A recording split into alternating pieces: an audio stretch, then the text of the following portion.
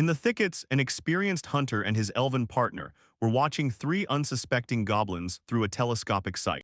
In a moment, he had already pulled the trigger, and the precise shot shattered the silence of the forest, piercing the skull of the pack leader. When the echo subsided, the man's consciousness returned him to another life, to a brown bear lurking near the school gates beside a frightened girl. The ejected shell, still hot after the shot, spun in the air, leaving behind a brief metallic gleam. The lone marksman froze among the towering trees shrouded in fog, and the burden of the past mingled with the eerie unfamiliarity of the new world. The radio in his hand suddenly came alive, and an unknown voice reported that Nakajima had found himself in another world. A girl named Nano Tisu introduced herself as the goddess of this land, appearing on the device with shining hair, a smile, and overly carefree energy. Clutching the rifle in a foreign forest, the man decided that this might be a cruel prank, although the surrounding trees looked too real. The memory of the last fight with the brown bear surfaced: 3 shots, children near the school, and a desperate attempt to buy time until help arrived. On the phone screen appeared a terrible scene of the clash, where the bear moved with the force of a truck, and even after the shots did not stop its deadly advance. Nano Tisu became serious for a moment, explaining that his body remained in a terrible state, but it was this sacrifice that brought him to the new world. Regaining her cheerful mood, the goddess promised to explain the abilities granted to him and suggested starting life anew. Sweat appeared on his forehead when the absurdity of the situation finally pierced through disbelief, and the radio in his hand became the only proof of the heard story. Suzumu still suspected that Nano Tisu might have been someone's joke, although even among the members of the hunting community, the author of such a prank would hardly be found. A sudden howl broke the silence of the mountains, and the hunter immediately understood. An unusual beast had appeared nearby, a wolf. Remembering that wolves disappeared from Hokkaido back in the Meiji era, Suzumu felt like a witness to a past era and doubted his own hearing. The metallic click of the shutter only emphasized the fear more, as the scale of this forest and the presence of a predator finally proved that this was not the Japan he knew. The wolf flashed through the thickets like lightning, and the young hunter's heart beat faster. He had only a year of experience and had to stop a moving target of incredible size. Lying on the ground, Suzumu tried to stabilize the sight, but thoughts of the pack and only 3 cartridges left him with almost zero margin for error. The predator emerged right in front of him with its jaws wide open, and the hunter realized that without additional bullets, meeting it would be suicide. In despair, he reached for his gear and noticed a strange glow coming from his bag. The magical bag materialized before his eyes, and Nano Tisu explained. It was enough to put money inside to receive items from the former world. Suzumu's fingers touched a familiar box, and he realized that inside were cartridges for a 12-gauge shotgun. From the depths of the bag, he pulled out ammunition and an old receipt from a store in Arizona, receiving a chilling proof of connection with the abandoned world. Surprise instantly vanished when a predator appeared above him in the branches. These wolves could climb trees. The world flipped before his eyes as Suzumu fell to the ground, and the beast lunged straight for his throat. He pressed the barrel into the wolf's chest and pulled the trigger, after which the blast threw the predator backward. Relief lasted only briefly. 2 more shadows emerged from the underbrush, and Suzumu realized he was facing an entire pack. Looking at the empty shells on the ground, he clenched the unloaded shotgun that could no longer save him. Retreating backward, the hunter saw the first wolf rush forward with bared fangs. The jaws clamped onto his hand, and the burning pain instantly brought back the memory of another attack. Before his eyes appeared again a brown bear and the child he tried to protect, and bitter irony suggested that this time death was repeating almost the same way. The pack pounced on him and cries for help drowned among the trees, leaving the hunter no chance. Through blood and exhaustion, he saw above him a huge shadow, far more terrifying than the wolves that had just broken his defense. The massive creature lifted Suzumu's unconscious body and slung it over its shoulder, while the elf silently watched its superhuman strength. The monster carried him deep into the unfamiliar forest, and each step only intensified the fear of the lair where he could be skinned alive. The only thing he wished for was a quick death, although he doubted that the monster was capable of adhering to any hunting code. Exhaustion eventually won, and Suzumu fell into a dark, almost peaceful sleep. Meanwhile, the elf woman slept nearby in a quiet room, resting her head on her hand and unaware that her rescued guest was already waking up. Upon waking, Suzumu found himself in the same bed with her, and the realization of their nakedness instantly restored all his strength along with the shock. Seeing the elf woman so close, he began to doubt whether he had really survived death and entered a completely different world. While Suzumu tried to explain their situation, it occurred to him that the giant might have captured them both, and escape could be possible with the help of a magical bag.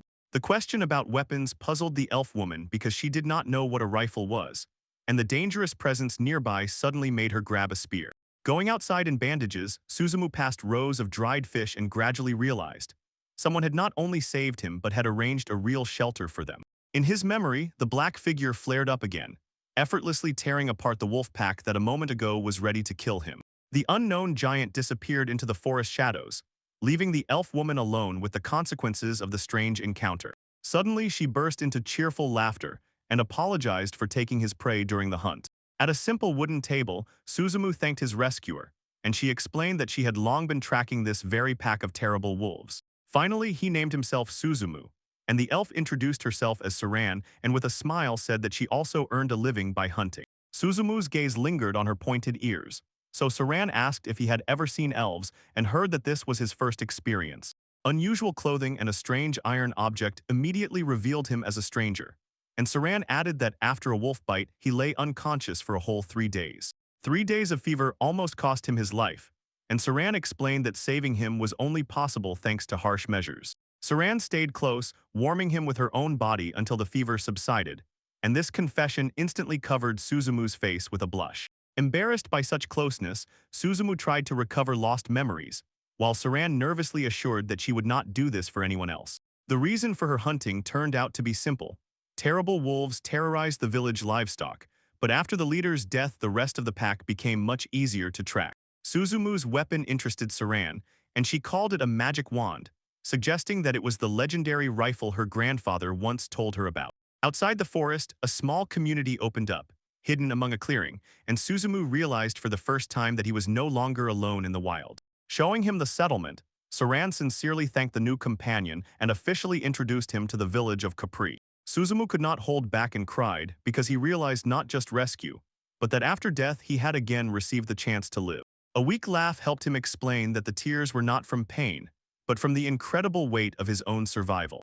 That pain from the past has not yet disappeared. The memory of the bear returned along with trembling hands and doubt about whether he is capable of living as a hunter in this world. Saran pressed him against the wooden wall, bringing him back to reality with simple embraces, and then quietly checked if he had already composed himself. Without letting go of his head, she called herself a hideous elf, but at the same time admitted that she was sincerely glad of his survival. Sincere praise from Suzumu about her beauty caught Saran by surprise and instantly shattered her usual confidence. A heavy silence hung between them as Saran hid her burning face with her hands, and Suzumu never understood the reason for her sudden embarrassment. Suzumu was surprised that she was not embarrassed by her own nakedness, yet a simple compliment turned out to be a much more difficult test for her. A clear sky stretched over the settlement, and the changing clouds marked the peaceful flow of time after the bloody encounter with the pack. Several weeks passed, and the village of Kobori became a place of rest and a new home for the exhausted hunter. For the victory over the leader, Suzumu was recognized as a full member of the community, and the elves gradually stopped perceiving him as a stranger. The only human among the elves, he tried to keep a polite distance, but Saran quickly discarded formalities between allies. Among the things from the former world, Suzumu checked the camouflage jacket and the magical bag, which had already become indispensable tools of the new life. Particular attention was drawn to the powerful optical sight, which in this world could easily pass for a magical artifact, while nearby lay an ordinary card from his homeland. Coins of a foreign world made Suzumu wonder whether the Japanese yen had any value in a settlement where barter prevailed. Saran confirmed his suspicion. In Kobori, money was almost worthless, and needed items were obtained through trade with traveling merchants. Checking supplies, Suzumu counted copper balls and 12th caliber cartridges, and a found receipt from Outdoorland hinted at a strangely low price, only 300 yen per shot. Without smartphone connection, he briefly thought of a simple bowl of ramen but forced himself to focus on weapons, equipment, and the confusing local prices. The experiment with the magic bag failed on a hamburger and cola, but plain water appeared instantly, hinting at the limitations of his new gift. Within an hour, Suzumu obtained water and salt, but a bottle of American spring water only increased his suspicions. It bore a brand from his former world. The suspicion led him to the image of Nano Tis, and the receipt from Outdoorland began to look not like random trash, but a key to the goddess's connection with all the equipment. Saran approached him with a relieved smile, reminded him of the magic bag's properties, and asked if he finally believed in its possibilities. Raising the radio, Suzumu tried to find out if every received item really came from the Outdoorland store. In his imagination, a huge American store appeared, openly selling rifles and ammunition, and even Nanotis began to seem like its strange employee. Suzumu clenched the radio and sharply changed the subject, trying to hide his growing anxiety by asking about Saran's well-being. Later, sitting at the table with the elf, he admitted that without magic or combat skills, he did not understand how he would make a living in this world. Saran leaned over a small container with white powder, unaware that before her lay a rare treasure for this land. Stepping outside, she saw that the entire bag was filled with pure salt, which here could only be obtained through complex and expensive trade.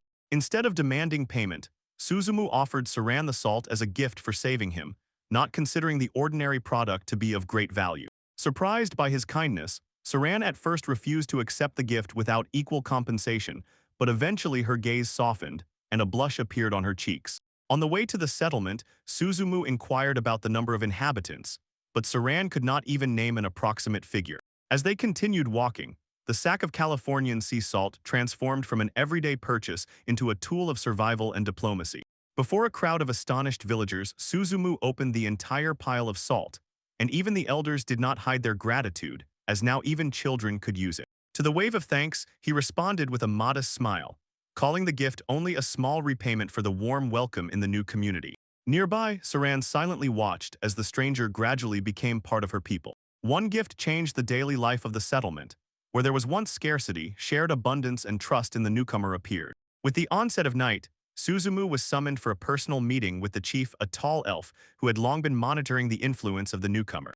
The chief first recalled rumors about the distribution of salt, then shifted his gaze to the metal weapon over Suzumu's shoulder, mistaking it for a rare sword. The representative of the entire village thanked him for the salt and peaceful behavior he had demonstrated since his arrival. But that friendliness quickly disappeared from his face when the chief warned that he would speak plainly from now on. Suzumu froze under the pressure of the direct gaze, as the chief demanded to name the true identity of the stranger and his intentions. In the moonlit clearing between them hung a heavy question, behind which one could no longer hide with gratitude or gifted salt. Continuing the questioning, the chief emphasized, the salt that Suzumu gave for free was too valuable for such a selfless gesture, and his strange weapon only increased suspicions. A look of anxiety flashed across the hunter's face when the chief demanded to hear the whole truth without embellishment. Suzumu imagined how ships, tools, and other things from his world could forever destroy the fragile peace of this land. Gathering his will, he looked the elder in the eye and realized, now honesty had become a matter of survival for him. Above the silent forest hung a full moon, coldly illuminating the secret that Suzumu was about to reveal. The chief's composure wavered when he heard the incredible truth. The man before him had come from a completely different world. Suzumu confirmed that there were no elves in his world, and the elder admitted. At first he thought the stranger was a legendary hero or even a demon lord. In response, the traveler solemnly promised not to bring harm to the village, and to repay the shelter that had been given to him. Now the chief wanted to know what Suzumu would do after such a confession, and he named the goal without hesitation to reach the human city. He sought to understand the true value of his own belongings and the elves' goods, as Saran had warned. Human traders often profited from their trust. The elder admitted that the elves' indifference to money made the settlement an easy prey for dishonest merchants. To repay the community, Suzumu decided to negotiate himself and secure a fair exchange for the village. The chief pondered the gifted salt, which for his people turned out to be a treasure incomparably more valuable than any debt of the newcomer. When the time of departure approached, the elder asked Suzumu to fulfill one more final request. Before the gathered residents, the chief calmly addressed the hunter, and everyone felt that this conversation would change the community's future. His thoughts turned to Saran, to her beauty, smile, and the wild bouquet she could hold in her hands. It was Saran who was the reason for the elder's request, and Suzumu blushed when he heard the proposal to marry her. The chief explained that the difference between them was already impossible to ignore. Saran was stronger than other elves and belonged to a different tribe. Her people lived significantly less, barely up to 200 years, and after her parents' death, Saran was left alone and devoted herself to hunting for the sake of the village. Despite her strength and attractiveness, no elf dared to ask for her hand, because her own tribe did not consider her stature desirable. Saran meanwhile knew nothing about the conversation and only innocently tilted her head, pondering how people judge beauty.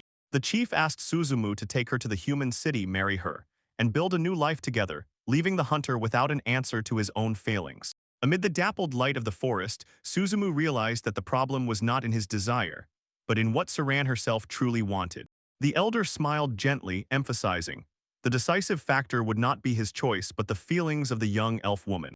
Moments flashed in memories when Saran stood apart from others, but beside Suzumu she gradually found an unusual comfort for herself. Later the elder set off through the downpour toward the temple, convincing himself that the future no longer required additional explanations.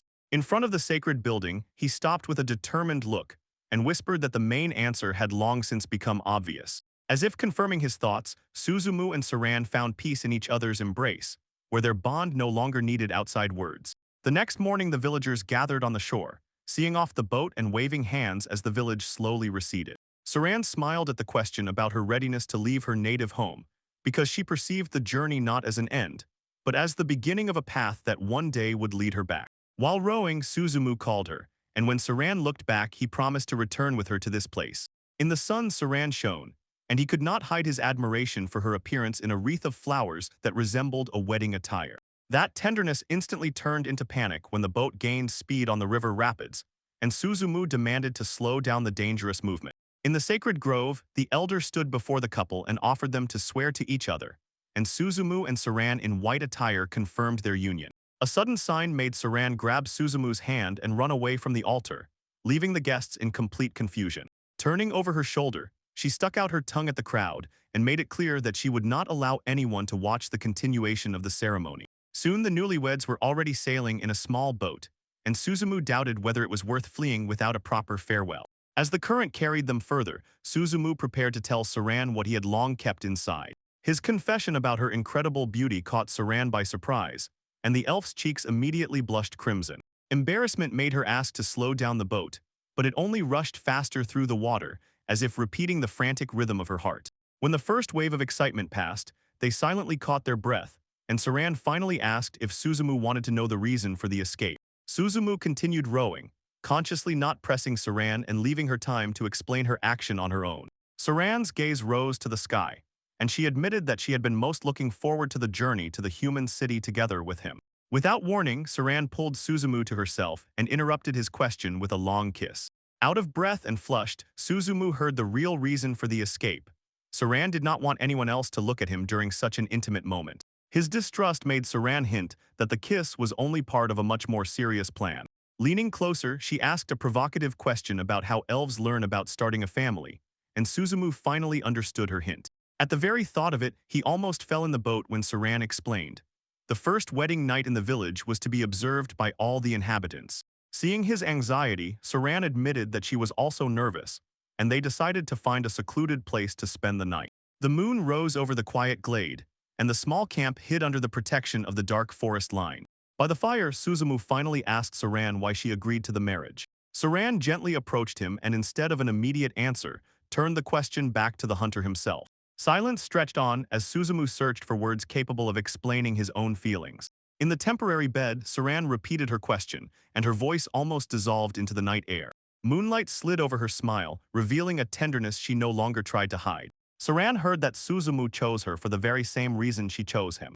At dawn, the couple set off on the road again, and the boat calmly glided along the sunny river.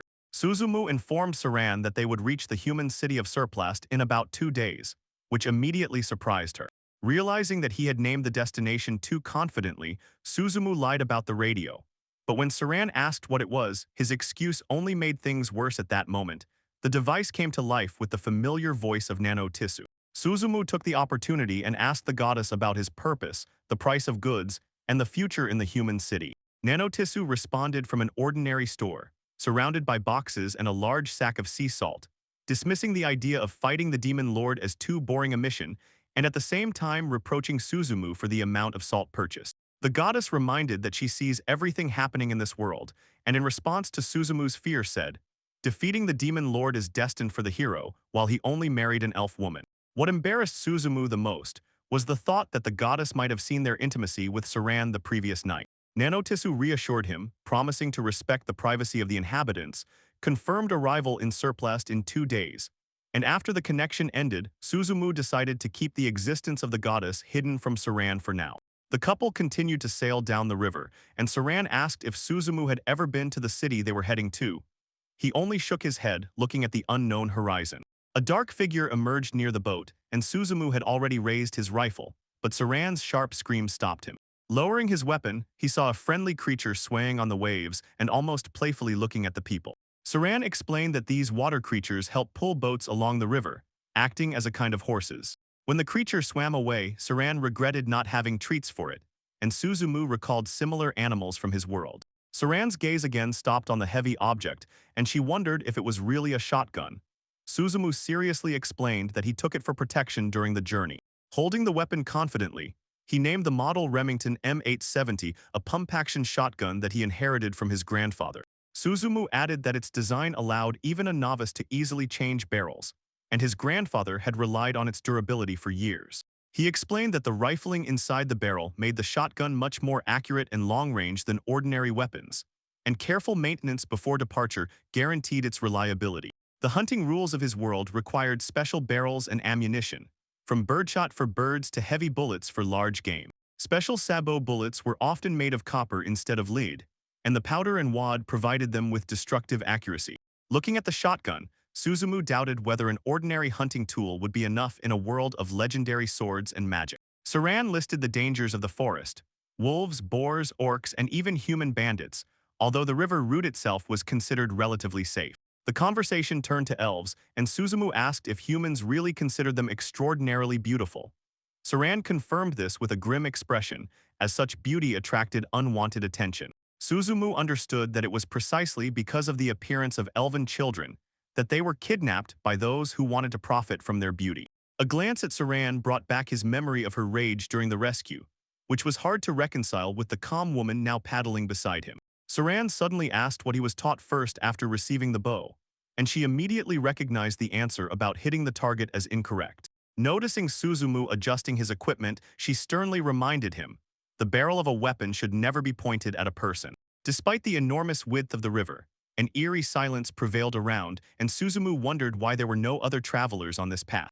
A boat appeared on the horizon, and Saran explained that sometimes merchants pass along this river. To see the vessel more clearly, Suzumu took out binoculars, and despite Saran's praise of the elves' sharp eyesight, without magic, he counted 5 figures on the distant boat. In the magnified silhouettes, he saw armed men surrounding someone in the center of the vessel. The closer the boats approached, the more Suzumu suspected danger, since there were too many people for ordinary fishing on a foreign boat. The tension spread to the opponents as well. The strangers noticed the observers and changed positions, preparing for conflict. Saran shouted Suzumu's name when the pursuers accelerated and forced him to row harder as well. Arrows rained down from the enemy boat, but the distance did not yet allow Saran to respond, and Suzumu was already gasping from exhaustion. Noticing his weakness, Saran suggested switching places because the pursuers' speed turned out to be much higher than they expected. Saran took over the steering and demonstrated such strength that Suzumu could only watch his wife with admiration. When the distance shortened, Suzumu turned to the rifle and began to count the distance, knowing that the effective range was about 100 meters. He recalled the laws of his native world that limited magazine capacity, but in this land, such rules no longer had power over his weapon. Suzumu removed the limiter and fully loaded the shotgun. 1 round went into the chamber, 4 more into the magazine. Armed with 5 sabot bullets, Suzumu waited until the enemy approached 50 meters, but before the shot doubt gripped him. He had not shot people for a long time and now had to decide if he was ready to take a life again.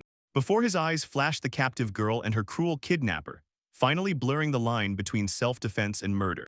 Finally, Suzumu pulled the trigger. The flash of the shot illuminated his determined face, and the enemy boat was instantly engulfed in chaos. The bullet struck the archer and scattered the pursuers, while Suzumu did not lower his weapon until the threat ceased. When the danger passed, he saw a young captive on the deck. Broken shackles lay nearby, symbolizing her freedom. Saran pulled the rescued girl to herself and showed her Suzumu, the man whose courage gave her a chance at a new life. The hunter's trembling hand reached out to the child, and her wide-open eyes gradually lost fear, changing into first trust. On the deck, Saran admitted that she herself would not have managed the rescue and gave Suzumu full credit for freeing the captive. Filled with gratitude, she embraced him, trying to convey with a simple gesture all that he had done for them. That difficult moment quickly changed to her playfulness. Saran squeezed Suzumu's cheeks and did not let him sulk while proudly calling him her partner. Suzumu examined the small card found on the ship, and Saran admitted that she could only read part of the strange inscription. The silence on the boat stretched on until Saran finally called him with an uncertain voice. The conversation about the origin of the card led them to the word guild, which equally surprised both and raised new questions. As soon as the boat reached the shore, a line of elven archers was already waiting for them, and the rescued girl hid behind Suzumu and Saran's backs. Other archers lurked in the thick greenery, aiming their bows at the boat because they considered the arrivals to be those they had long been tracking. On the shore, the girl suddenly called her mother and recognized a familiar elf, while Saran silently watched their touching reunion. Remembering Saran's warning about the elves of the Tokuru village, Suzumu stepped onto their land, not yet knowing how difficult the reception would be. An armed guard instantly pressed a blade to his throat, but Saran shielded the man with her body and called him her husband. The surprised guard repeated the name of her village and did not believe that an elf woman had really married a human. The village consisted of round huts with thatched roofs, and in its peaceful appearance, the tension of the first meeting gradually dissolved. Inside one of the huts, the elder exhaled a puff of smoke from his pipe, trying to understand the story of the elf woman who set out for the human city together with her husband. Having lived a long life, the elder had seen many unusual things and acknowledged that such an alliance was rare but not impossible. Gratitude for the liberation of the children gradually eased the tension, and the conversation by the fire turned into an official honoring of Suzumu's deed. The old elf jokingly mentioned that the young warriors of the village would be shattered when they learned about Saran's marriage, and Suzumu became wary at the word warriors. The elder explained that after centuries of peace, their warriors guarded the settlement and fought pests, rather than waging war against humans. He added that the village of Tokuru was much calmer than the more warlike settlements, and Suzumu did not at all resemble the hardened hunters they sometimes encountered. Saran boasted about her husband's strength, but the elder looked skeptically at Suzumu's short stature and suspected that he might be a mage. The strange human newcomer intrigued the elder, but the conversation immediately darkened when Suzumu asked about the captured bandits. The elder unhesitatingly reported that the child kidnappers had been executed, because mercy towards them would only allow a new threat to return, and Suzumu grimly agreed. Regardless of race, such criminals should not be given a second chance. He picked up a found card and learned that it was a Hunter Guild identification, after which Saran confirmed its belonging to the bandits. The elder explained that elven women and children were highly valued in certain markets, and that organized kidnappings almost always had a specific client behind them. Looking at Suzumu, he revealed the harsh logic of their justice. Criminals who come to cause harm simply should not return home. A heavy silence hung in the air, but the elder hinted that he had one more important topic. Suddenly, the sternness disappeared from his face, and he laughed, calling Suzumu an interesting man and asking him to say his name once more. Without waiting for an answer, the elder announced a celebration and ordered the villagers to bring out alcohol and prepare a feast. The village square filled with laughter and the clinking of plates, and Suzumu found himself at the center of the celebration among tables piled with food.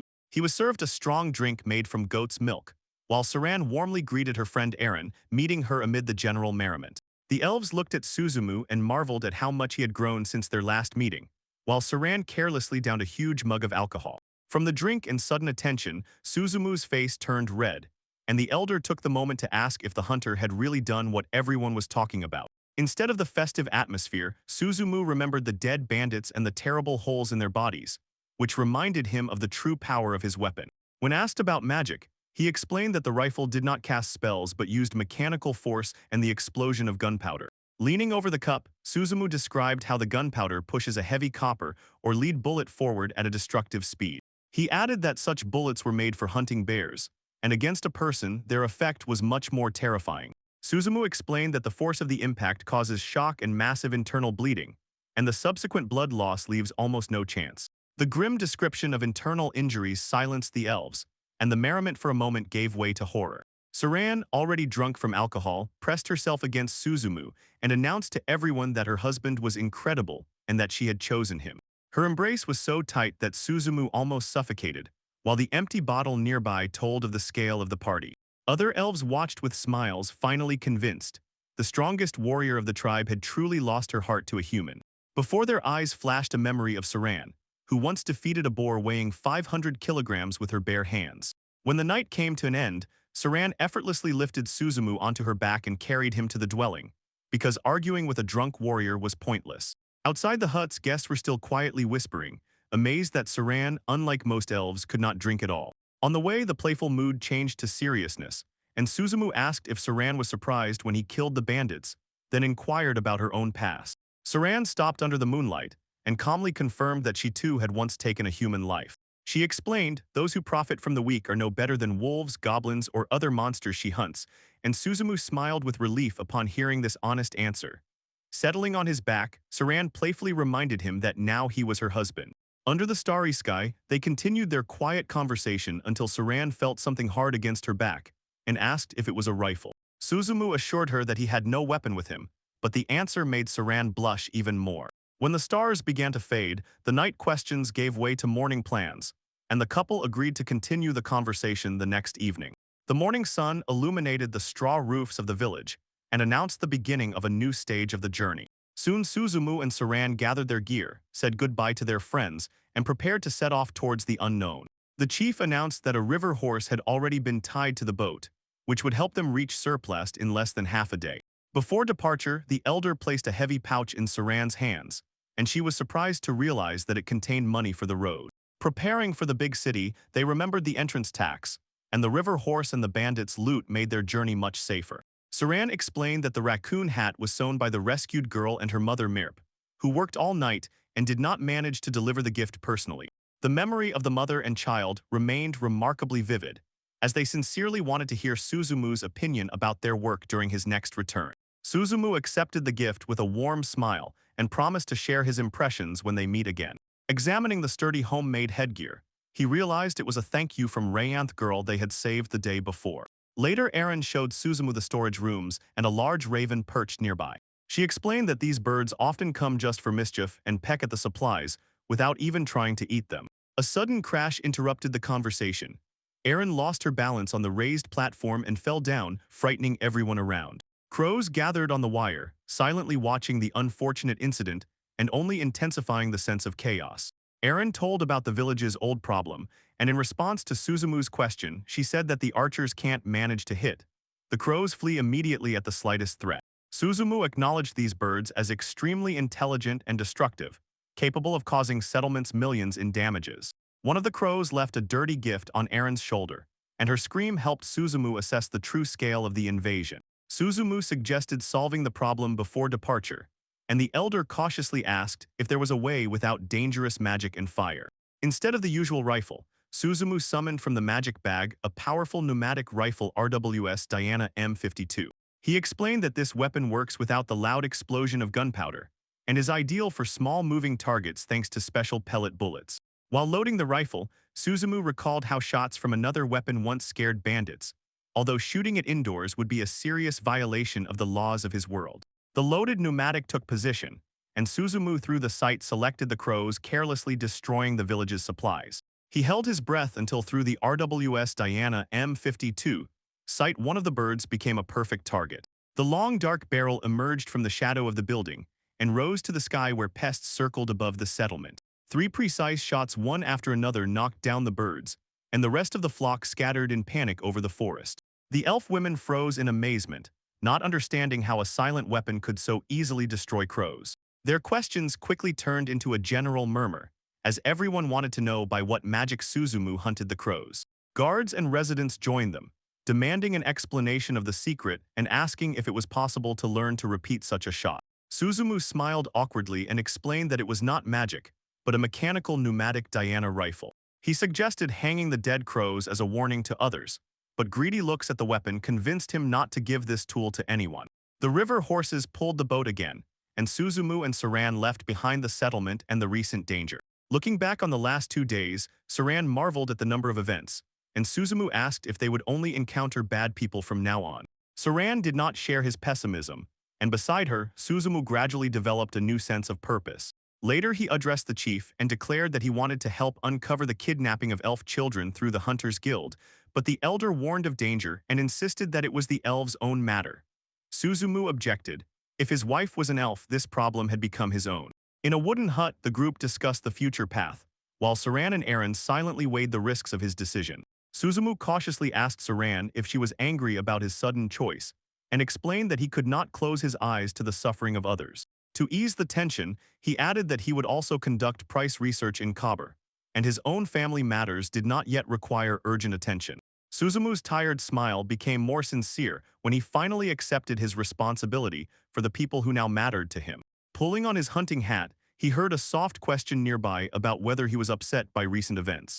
Saran smiled shyly, admitting that now she simply had to take care of her good husband, and their companion only winked playfully. Suzumu pulled his hat down lower, hiding his blush, and explained that his decision was natural because Saran was his wife. Through the snowy forest they headed to the city, and on the horizon the gloomy stone walls of the fortress finally rose. In the Surblast fortress, behind a heavy wooden table sat the broad-shouldered head of the local Hunters Guild, who introduced himself as Buffalo Ball. Before him stood two travelers, Suzumu with a heavy backpack and Saran, almost completely hidden by her hat and high collar.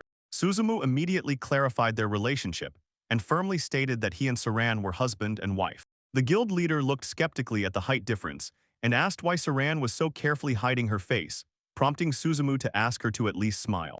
On the city streets, Suzumu explained that joining the guild would provide access to information about the elf kidnappings, and when Saran doubted the subtlety of the plan, he objected. A direct attack would turn all the city hunters against them. To maintain their cover, Suzumu ordered to hide the pointed ears, put away the bow, and avoid attracting attention, although Saran received these rules with noticeable irritation. Before the guild representative, Suzumu explained his situation and admitted that he expected the hunters of this world to have the same professionalism he was used to in his homeland. Saran opened her eyes wide when the conversation with the guild workers returned to the huge weapon that the travelers had brought with them. The gray-haired man thoughtfully rubbed his chin and admitted that the appearance of the couple among the hunters was rare in itself, and such a confident pair surprised him even more. Feeling the unusual silence in the hall, Suzumu asked why there were almost no hunters near the counter.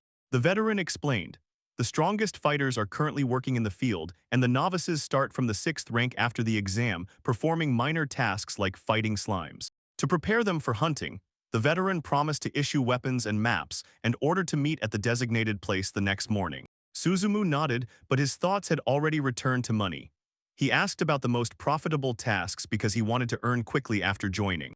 The guild leader coldly explained that expensive contracts are not trusted to novices, so Suzumu should first pass the exam and gain experience, not chase profit. Stepping out onto the noisy street, Suzumu saw the ordinary life of the city, which strangely echoed the harsh words of the guild leader. Despite the old hunter's harshness, Suzumu acknowledged his correctness but noticed how Saran's mood became gloomier. At the table in the tavern, a cold, almost deadly aura began to emanate from her, and Suzumu involuntarily broke out in a sweat. Saran recalled the elder's warning about people who weave webs of lies, since even a sincere promise often loses its power with the death of the one who made it, leaving descendants unprotected. Suzumu reminded her that he was also human, and Saran admitted, not every liar, but her upbringing does not allow her to easily trust strangers. Looking at her heavy facial expression, Suzumu only wanted to find a way to bring a smile back to her face. The next morning, the sun rose over the peaceful landscape with windmills, revealing the couple's first official task. In the middle of a huge flower field, the hunters realized that the slime territory was much larger than expected, so Buffalo Ball suggested training with the guild's equipment. Saran agreed but immediately noted, wasting expensive arrows on ordinary slimes would be a waste. Grabbing a long pole, she proposed a competition the winner would have the right to make any wish to the loser. Her weapon was a 2-meter spear with a slightly damaged blade but perfectly balanced for close combat. Suzumu accepted the challenge and prepared a Remington M870 with a newly replaced barrel. He installed a magazine extender, thanks to which the shotgun now held 8 rounds, a luxury almost unavailable to a hunter in his homeland. For hunting, Suzumu chose heavy buckshot with lead pellets about 8.6 millimeters in diameter, and once again confirmed that American ammunition was much more powerful than the usual. Nearby, a slime stirred a semi-transparent jelly-like creature, capable of dissolving everything it touched. The roar of the shotgun tore through the field, and through the slime's transparent body, it was visible how the heavy buckshot pierced it from the inside and turned it into a broken gelatinous mass. The two hunters finally got to work, surrounded by a sea of creatures continuously swaying in the grass. Saran swung her spear, and the long blade with one sweeping strike cut through several slimes at once. After a brief skirmish, even the rabbit peeking from the underbrush watched the field, where an unnatural silence had settled. Looking around, Suzumu saw the ground covered with slime remains, and only then realized the true scale of the hunt. Saran leaned on her spear with a triumphant smile and announced her result: 44 destroyed targets. Suzumu began counting the shells at his feet and stopped at 72, explaining that every one of his shots had found a target. Saran had to admit defeat because Suzumu's mechanical precision left her result far behind.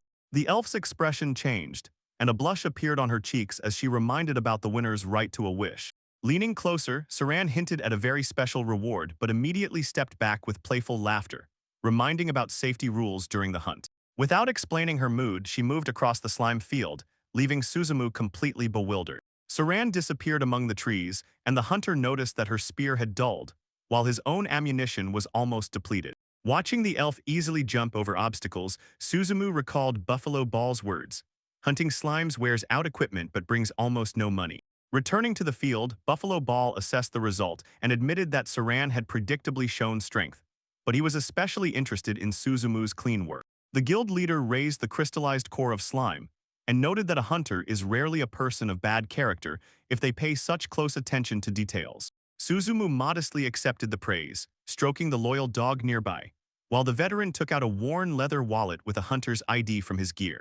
The guild leader's face changed, and his low voice demanded an explanation of where Suzumu found this document. Suzumu explained that the ID belonged to bandits who tried to kidnap elven children, and the old hunter fell silent, realizing the consequences. The atmosphere instantly became deadly dangerous. Buffalo Ball drew his sword and pressed its tip to Suzumu's throat. Despite his age, the veteran lunged forward with such speed that Suzumu did not even have time to prepare for the strike. From above, an elven warrior with a curved blade descended, immediately engaging in the fight. Buffalo Ball met her attack with a precise parry, simultaneously not taking his eyes off Suzumu. Suzumu reached for his weapon but froze. The ammunition was gone and the empty rifle could no longer save him. The veteran turned with incredible speed and with one move destroyed the threat, leaving Suzumu stunned with amazement. Only now did the hunter notice the slime crawling toward his face, but Buffalo Ball's strike splattered the creature on the ground. Leaning over the frightened young man, the old hunter ordered him never to lose vigilance, even if the enemy seemed slow. Suzumu thanked, lowering his head from shame and gratitude. Buffalo Ball explained that the slime can attack instantly, and asked to imagine the consequences of a direct hit to the face. Softening his voice, the veteran placed his hand on Suzumu's shoulder and ordered him to be more careful. Suddenly his sharp ears caught a sound, and his hand instantly reached for the heavy weapon. Both stared into the distance, where a faint signal from the guild appeared, although the distance to it seemed suspiciously large. A warrior burst out of the trees, perceiving the situation as an attack, and rushed forward with a drawn blade. Suzumu recognized Saran and desperately stopped her, explaining that the veteran had just saved his life. Saran immediately pulled the man to herself and checked him for wounds, momentarily forgetting about everyone else. Watching the couple, Buffalo Ball asked if they really knew Saran, and Suzumu silently confirmed their connection. The veteran recalled legends about a giant elf woman who guards the village and does not allow any bandit to return from the forest. Seeing Saran up close, he barely connected these terrifying stories with the delicate girl who even seemed cute to him. Hearing this, Saran blushed and tried to convince the old man that she was not nearly as big and formidable as the stories say. Her cheeks flushed when Saran confessed that no one had ever called her cute before. Buffalo Ball recalled another legend about an elf woman who defeated a huge bear with her bare hands. Saran panicked and tried to deny the exaggerated rumors, stating that even she would not be able to defeat a bear without weapons. While she was waving her hands, Buffalo Ball returned to the main evidence, the hunter's license. Under the scorching sun, he asked to tell in detail how exactly the kidnapping of the elf children took place. Examining the metal plate, the veteran confirmed that it was an official hunter's license issued by their guild. Taking responsibility for the crimes of his subordinates, the head of the guild bowed his head low and sincerely apologized to Suzumu and the elf village. Suzumu accepted the apology and cautiously asked for permission to ask his own question. He inquired whether the organizer of the kidnappings was known, mentioning rumors about a constant client. Buffalo Ball's face darkened, and he admitted that he had no evidence but could guess who was behind the crimes. The old man explained, slavery is punishable by death, so only someone with enormous resources would dare to organize such a scheme. According to him, most likely, the nobility was behind the kidnappings, since those who were supposed to uphold the law often profited from its violation. Turning his back to Suzumu, Buffalo Ball announced that he would begin a secret investigation and warned them not to provoke the elite with a direct confrontation. Then he suggested that Suzumu officially join the guild, since the hunter status would provide legal grounds to act in this matter. In the middle of a white flower field, the veteran admitted that the guild itself was infected from within, and he could not know who was collaborating with the slave traders. That is why he needed outsiders whose abilities were not connected to the corrupt system. A clean hunt for Slime's and Saran's skill with a spear convinced him that the couple had the talent for more dangerous operations. Buffalo Ball assured, with such abilities Suzumu would be able to quickly rise to the highest ranks. The veteran pointed to the noble estate and explained that only the strongest hunters could accept direct orders from aristocrats. Such status would allow them to penetrate the inner circle of influential people and get closer to the center of the conspiracy. Buffalo Ball warned that assignments from the nobility were a double-edged sword. They were well paid, but could require battles with monsters or involvement in political intrigues. The choice remained with Suzumu and Saran, who had to weigh the future reward against the deadly risk. When the sun disappeared below the horizon, the city gradually sank into quiet evening stillness. The couple returned to the tavern, where the lantern by the entrance cast warm light on the cold stone walls. In the modest room, the heavy events of the day seemed to hang in the air, not allowing them to relax immediately. Exhausted Suzumu fell onto the bed, and Saran, after the evening chores, directly asked what he had actually decided regarding Buffalo Ball's proposal. The packed travel bags silently reminded them of their nomadic life and the new danger they were now approaching. Suzumu admitted that the guild leader did not seem like a bad person since he helped them, and decided to trust his intentions for the time being. Saran did not hide her doubts. The mission, where their lives were at stake, did not resemble ordinary hunter work at all. Suzumu suggested that influential people controlled everything from the shadows, so he proposed to conduct investigations independently from now on, but Saran immediately rejected this idea. She reminded him of her promise to be his protector and firmly stated, "A couple either goes through such trials together or does not go through them at all." Convinced by her determination, Suzumu agreed, and the tension between them gradually changed into quiet closeness. In the dim light, they exchanged a silent glance, and the fear of the future receded for a moment. Saran promised once again to protect Suzumu, and he responded with a mutual vow to defend her, strengthening their bond in the face of shared danger. Eventually, fatigue won, and the couple fell asleep next to each other while a small device clicked mechanically on the nearby table. The next day, in the almost empty dining hall, Saran inquired about Suzumu's past and the creatures he hunted in his native world. Suzumu counted slimes, horned rabbits, boars, and terrible wolves, the usual prey of a high-ranking hunter. Saran recalled the Hydra and warned that without hunting giant snakes, his progress might stop. The scale of dangers in this world stunned Suzumu, as even his strongest weapon remained effective only up to about 100 meters. He realized if he met a brown bear from Hokkaido and did not kill it with the first shot, there would be no next chance. Growing anxiety made Suzumu recall the goddess's gift again. A magical bag could acquire any equipment from his world if he had the necessary money. The thought of a real long-range rifle hung between them, promising to solve the hunter's main tactical problem. Calculating the price of a quality bolt-action rifle, about 300,000 yen, Suzumu converted it into local currency and got almost unattainable 30 gold coins. Staring at the remains of dinner, he saw before him a path to victory, but the financial barrier seemed insurmountable. During the quiet meal, Suzumu sat next to Saran, although his thoughts were already far from the table. Their dinner was interrupted by the owner of the establishment, who apologized for the constant pigeons in the attic, because of which customers no longer wanted to come. Hearing about the problem, Suzumu recalled his experience fighting pests, which surprised the hostess, as she could not imagine a hunter occupied with such a mundane task. Despite the unusual request, Suzumu did not back down and the owner agreed to accept help. He unbuttoned a special case and took out the Diana M870, an accurate pneumatic rifle, completely unlike the heavy weapons of this world. Saran watched with interest while Suzumu explained that pneumatics are ideal for destroying birds without damaging the building. For her, he prepared a small container with lead pellets of 4.5mm caliber, designed for accuracy rather than brute force. Suzumu added that hundreds of such pellets cost almost pennies compared to magical ammunition or heavy gear. He explained the operating principle of the Diana. No external charging is needed because the shot is powered by an internal piston. Showing the side lever, Suzumu demonstrated how the mechanism compresses a powerful spring and prepares the weapon for firing. Choosing a position, he assessed the advantages of the rifle. Short range and weaker power made it perfect for quiet hunting inside the house. Holding his breath, Suzumu recalled that such simple tasks are often assigned to beginners and silently pressed the trigger. The attic exploded with the rustle of wings, and a cloud of feathers as precise shots one after another cleared it of pigeons. Lowering the rifle, Suzumu asked if the mistress was satisfied with the result, while the spectators silently gawked at such efficiency.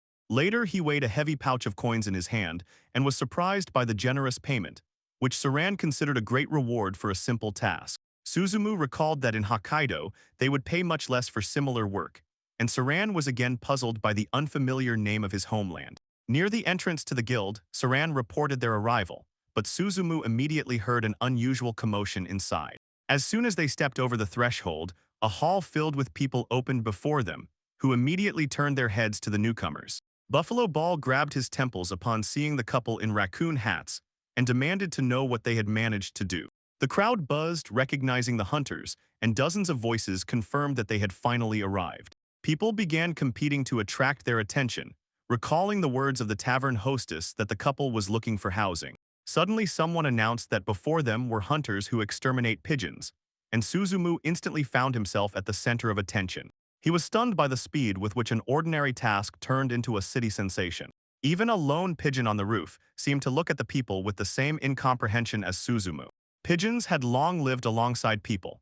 Once they were domesticated for food and used as carrier birds. But over time, they overran the cities, turning from cohabitants into pests. And in this world, the story repeated itself almost unchanged. Watching the birds from above, Suzumu marveled at their ability to survive everywhere, and Saran explained that they build nests in unreachable places. Standing on the slippery tiled roof, Suzumu glanced over the city while Saran warned him not to lose his balance. At the guild, they were met by the deafening voice of Buffalo Ball, who demanded that everyone fill out applications and get in line. In front of the guild leader, Suzumu confirmed his readiness for a new task, although the scale of the institution's daily work still impressed him. The city of Kosa Blast was swarming with pigeons, and their droppings turned the streets into such a serious problem that a large-scale extermination was necessary. While preparing weapons, Saran joked that Suzumu had become a hunter only for bird hunting, but he acknowledged such work as a necessary start for a novice. Saran checked his knowledge and informed him that a single pigeon lays from 14 to 16 eggs per year. Suzumu was also stunned by the fact that pigeons can mate several times a day throughout the entire year. Looking at the birds on the roof, he assumed that their number had increased due to the absence of natural predators in the city. Saran added that pigeon droppings carry pathogenic microorganisms capable of infecting the entire population. After finishing the day's work, Suzumu looked at the prey with exhaustion and new respect, while Saran disdainfully called the pigeons flying rats. A sudden memory of pathogenic microorganisms made Suzumu worried. He had just worked with infected birds before eating. After the meal, the guild leader praised the couple because their efforts had already noticeably reduced the number of pigeons and raised their reputation in the city. Noticing the tension on Suzumu's face, the veteran asked if he liked the food, but the hunter hastily assured that the problem was not with it. Buffalo Ball placed the payment for the completed task next to the equipment.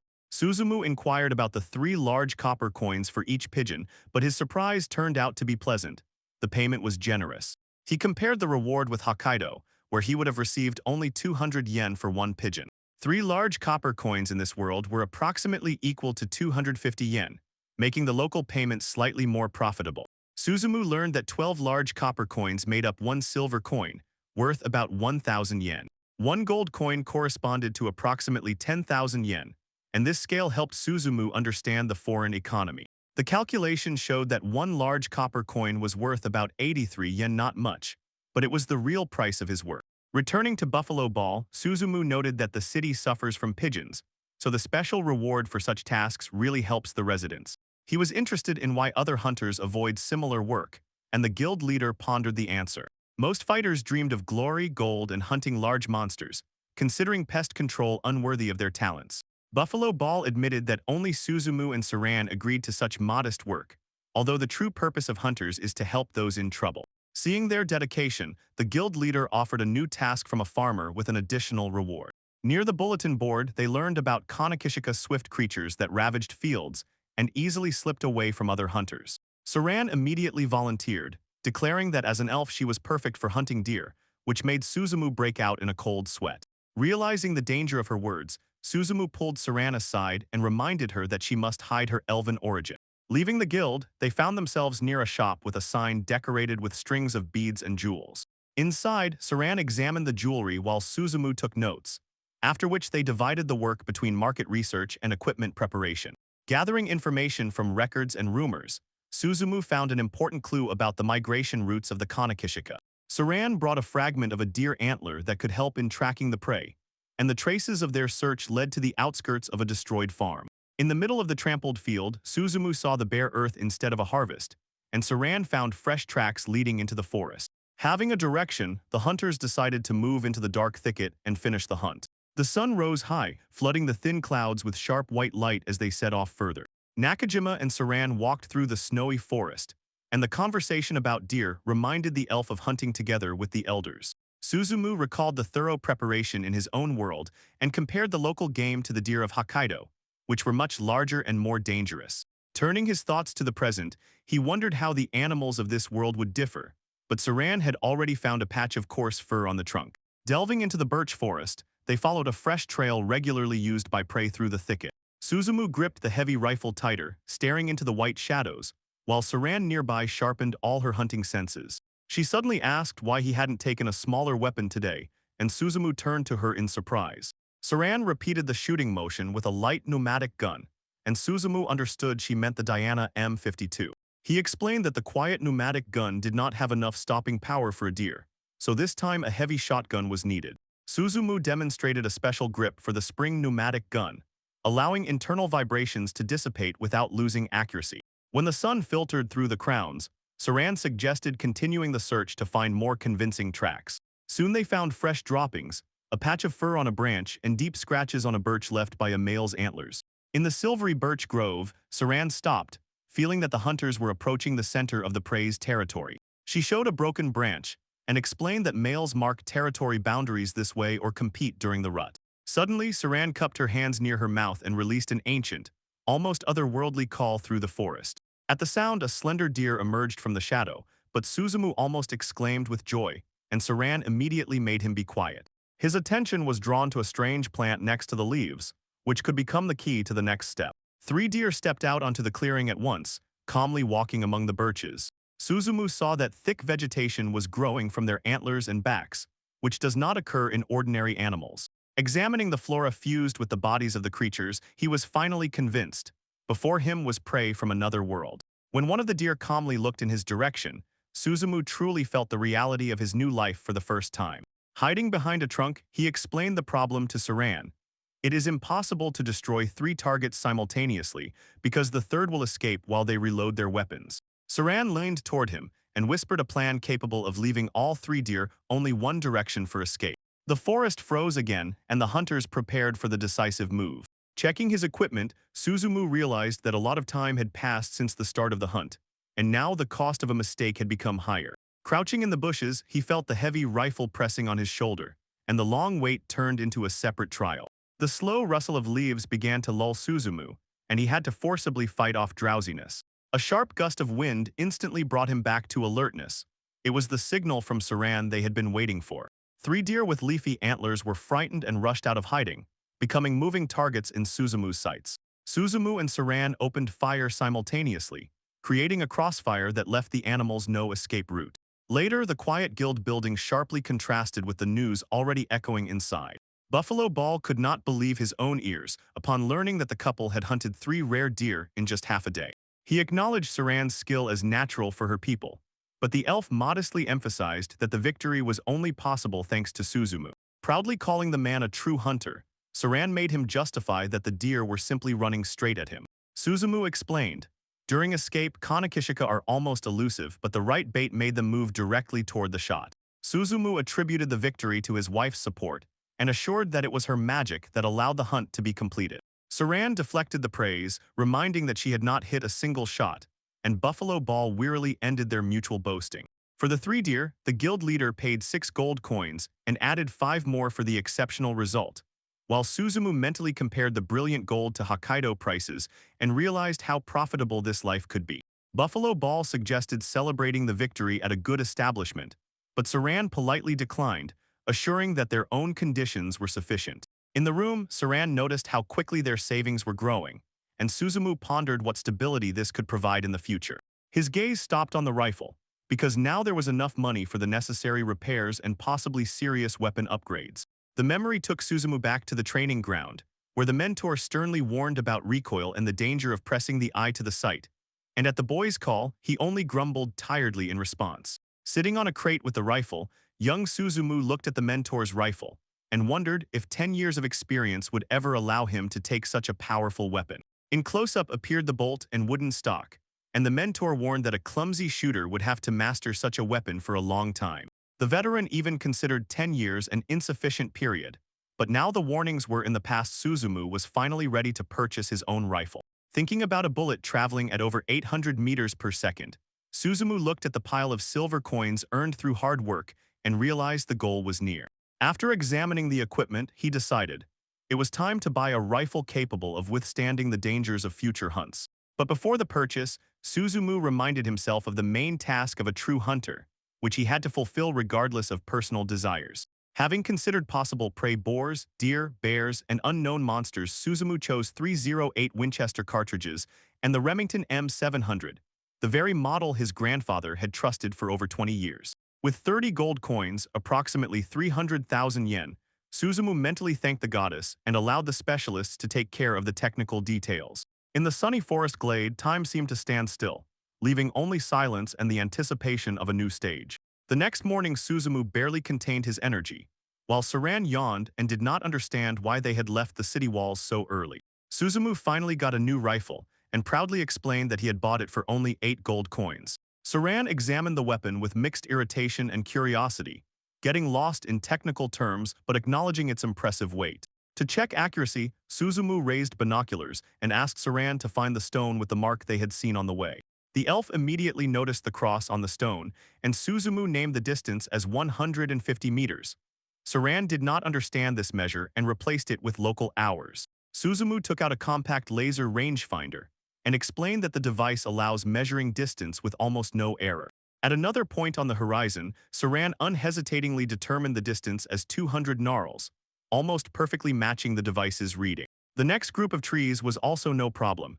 The elf estimated the distance at 250 gnarls. Even the mark at the edge of human sight was accessible to her, and Saran calmly named the distance as 300 gnarls. She proudly confirmed the accuracy of all measurements, leaving Suzumu impressed by her own abilities. Saran added that she was capable of hitting a target even from such a distance, and Suzumu did not believe she was serious.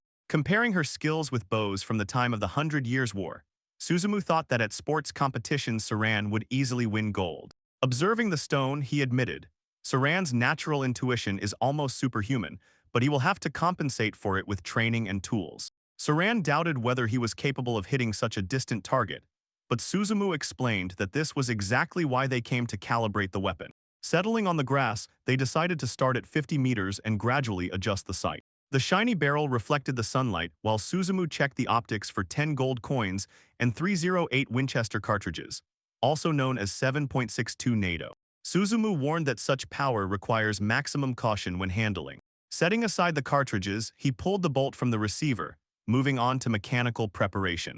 Through the open barrel channel, Suzumu centered the target, then checked if the reticle matched it. This procedure, known as bore sighting, was meant to show whether the sight and barrel diverged from the very beginning. Having ensured proper alignment, Suzumu proceeded to more precise reticle adjustment. He recalled Saran's explanation about wind and gravity, as well as that the bullet's spin stabilizes its trajectory better than an arrow's flight. To compensate for the bullet drop, Suzumu had to zero the rifle, adjust the alignment of the aiming point and the point of impact at a specific distance. After explaining the theory, he asked Saran to assist with her sharp eyesight during a series of checks. Suzumu apologized for the delay, but Saran admitted that she did not take her eyes off the process and was already waiting for the first shot. He checked the bolt and the sight scales once again, and Saran silently confirmed her readiness. Lying in the grass, Suzumu fixed the rifle on his shoulder, while Saran watched the distant target through binoculars. The roar of the shot broke the silence, raised a cloud of dust, and the bullet precisely pierced the center of the target. The deafening sound made Saran grab her ears, and only then did Suzumu realize that he had not taken care of her protection. He took earplugs from his backpack and explained how to muffle the shots with them, which again interested Saran in the properties of the magic bag. Saran looked distrustfully at the bag, which could even store her longbow and at the same time turn money into needed things. Peeking inside, she guessed that a spirit or fairy lived there, but Suzumu just waved off the mystery. Somewhere far away, Nanotisu calmly ate noodles among relics of another world, while a voice demanded not to touch dangerous items, and Saran froze, not understanding who was trying to contact her. In the forest, the elf girl meanwhile tried to lift a huge awkward basket onto her head.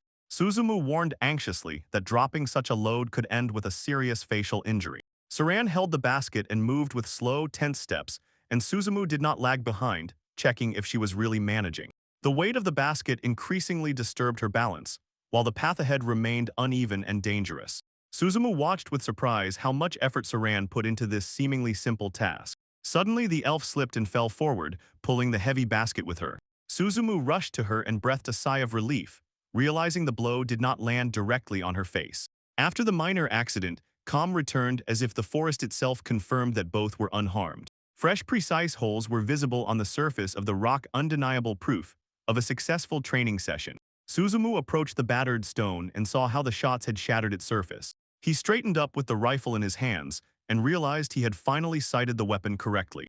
Returning to the guild, Suzumu and Saran saw wounded hunters being carried inside, and Buffalo Ball greeted them with a grim face. The guild leader's single word, goblins, instantly wiped the pleasure of training from Suzumu's face. Suzumu recalled that goblins were considered weak, but Buffalo Ball warned, "These monsters are small, smart, cruel, and much more dangerous than their reputation." The veteran's gaze hardened as he began to tell about the recent tragedy. The elfin team was ambushed while escorting a trade caravan along a safe route where monsters rarely appeared. Their leader was killed, and the rest barely escaped the continuous goblin assault. Buffalo Ball added that the attackers were not only numerous, but also extremely organized and difficult to destroy. One of the hunters asked about countermeasures, but the veteran only made him look at the almost empty hall. Almost all the residents had already fled, leaving the guild without people capable of meeting the attack. Sitting on a chair, Buffalo Ball rubbed his temples and admitted that there was critically little strength for defense, and getting help from high ranks was almost impossible. The fact that the elfin team was ambushed near the city limits convinced him. A full-scale attack was already near. Clenching his fist, the veteran expressed the only hope to buy time until reinforcements arrived. Suzumu, despite lacking experience, offered his own skills to delay the enemy. Buffalo Ball eventually gave them the order but warned, if the situation became too dangerous, they must flee immediately. Leaving the guild, Suzumu asked Saran if she was ready for the future, but the elf woman decided without hesitation not to leave the goblins unpunished. Suzumu adjusted the heavy rectangular backpack and smiled, hiding the tension before the mission. Together they set off on the road, reminding each other of the main rule to prepare properly and return alive. Outside the city, the sun was dipping toward the horizon, and a solitary column of smoke rose above the forest. A twisted hand clenched a stolen precious stone and a shard of chain, while nearby lay the remains of a broken trade wagon. By the campfire, marauders celebrated a successful raid, and their grotesque bodies cast long shadows on the caravan wreckage. The clearing swarmed with goblins rummaging through destroyed goods and dividing the loot. Among the smaller creatures stood a massive muscular thug, with a heavy blade on his back and bone trophies on his shoulders. The monster's single dark eye narrowed, appraising the loot with cold predatory hunger. Buffalo Ball ordered his comrades to take the wounded and retreat, while he stayed to hold back the goblin crowd. Together with Suzumu and Saran, he examined the remains of the horse and rider, whose bodies had been partially eaten by the attackers. Buffalo Ball respectfully explained that the fallen leader had stayed to cover his comrades and the traders until the very end. They hurried to the village to warn neighboring settlements about the evacuation before the horde moved on. In the village, wagons were already being loaded, and Suzumu was surprised to see that the evacuation had started even before their arrival. Buffalo Ball gloomily admitted that the situation was much worse than it seemed, and the mention of the goblin path made everyone wary. A local lumberjack reported a huge goblin leading a horde, and this news hinted at the appearance of a goblin chieftain. Leaning over the table, Buffalo Ball explained that the goblin path is considered a rare and dangerous evolution of their kind. Such a transformation creates a leader with extraordinary strength and intellect, capable of turning a chaotic pack into a disciplined army. Suzumu listened, comparing the organized horde to a fanatical knight army acting under a single will. The first warnings had already allowed evacuation to begin, but children and the elderly could not be quickly delivered to the fortified city. A whole night had passed since the first attack, and the darkness gave the goblins a natural advantage for a new assault. Suzumu and Buffalo Ball discussed an ambush on the streets and even setting the forest on fire, but each option had a terrible cost. Suzumu suggested destroying the chieftain to break the fighting spirit of the horde, but Buffalo Ball reminded him that hundreds of monsters stood around the leader. Suzumu placed his long-barreled weapon on the table and confidently stated that he was capable of completing this task. Buffalo Ball skeptically asked if it was just the same weapon used for pigeon hunting. Suzumu corrected him. Externally, the rifle really looks similar, but its deadly range reaches 200 or 300 gnarl. Suzumu emphasized that the rifle's power is enough to take down even a bear, so for the goblin this weapon will become a deadly trap. But the guild leader still doubted whether it was possible to kill the leader without raising the entire horde around. He was also troubled by the darkness. How to make an accurate shot at night? Suzumu hesitated until the elf woman suggested taking positions in the forest in advance. She took the initiative, deciding to meet the enemy first and find the goblins on her own, while Buffalo Ball assessed the risk of a night assault and the role of the goblin lord. In the depths of the forest, a wide cave opening darkened. It was there that their desperate operation was to take place. Returning to the outpost, the guild leader ordered immediate arming and departure, and Suzumu firmly accepted this order. During the meeting, he anxiously addressed Saran, asking if she was really ready for such a trial and if she was not overexerting herself. Saran stopped and turned to him, softening her gaze to dispel his anxiety. She explained that from birth elves are under the care of forest spirits who treat them with special affection. Leaning closer, Saran assured that for her people the forest is almost a native ground, so Suzumu need not fear for her safety. Before he could object, the elf gently touched his lips with her finger and promised not to let any goblin harm the man she loved. Suzumu was stunned, not knowing how to respond. The jacket they prepared for her was a special camouflage garment created in the mid-19th century to blend with the natural background. Receiving the gift, Saran beamed with joy because she now wore almost the same clothes as her beloved. She eagerly examined the pattern that allowed her to dissolve among the trees, then warmly thanked the man, leaving him embarrassed but happy. When everything was ready, Buffalo Ball approached them and critically inspected the equipment, checking if the team was truly ready for danger. The old warrior admitted he wanted to discuss many more details, but insisted on immediate departure before the enemy guessed their plan. Suzumu briefly confirmed the order, and 3 riders set off towards the forest. They galloped through the sunny outskirts, heading to the goblin lair, as patches of light slid over their armor and horses' backs. Soon the squad reached the site of the recent ambush, where the elven scout carefully examined the remains of the broken wagon. Saran showed the traces of marauders, determined the direction of their movement, and warned that from now on it was necessary to speak in whispers.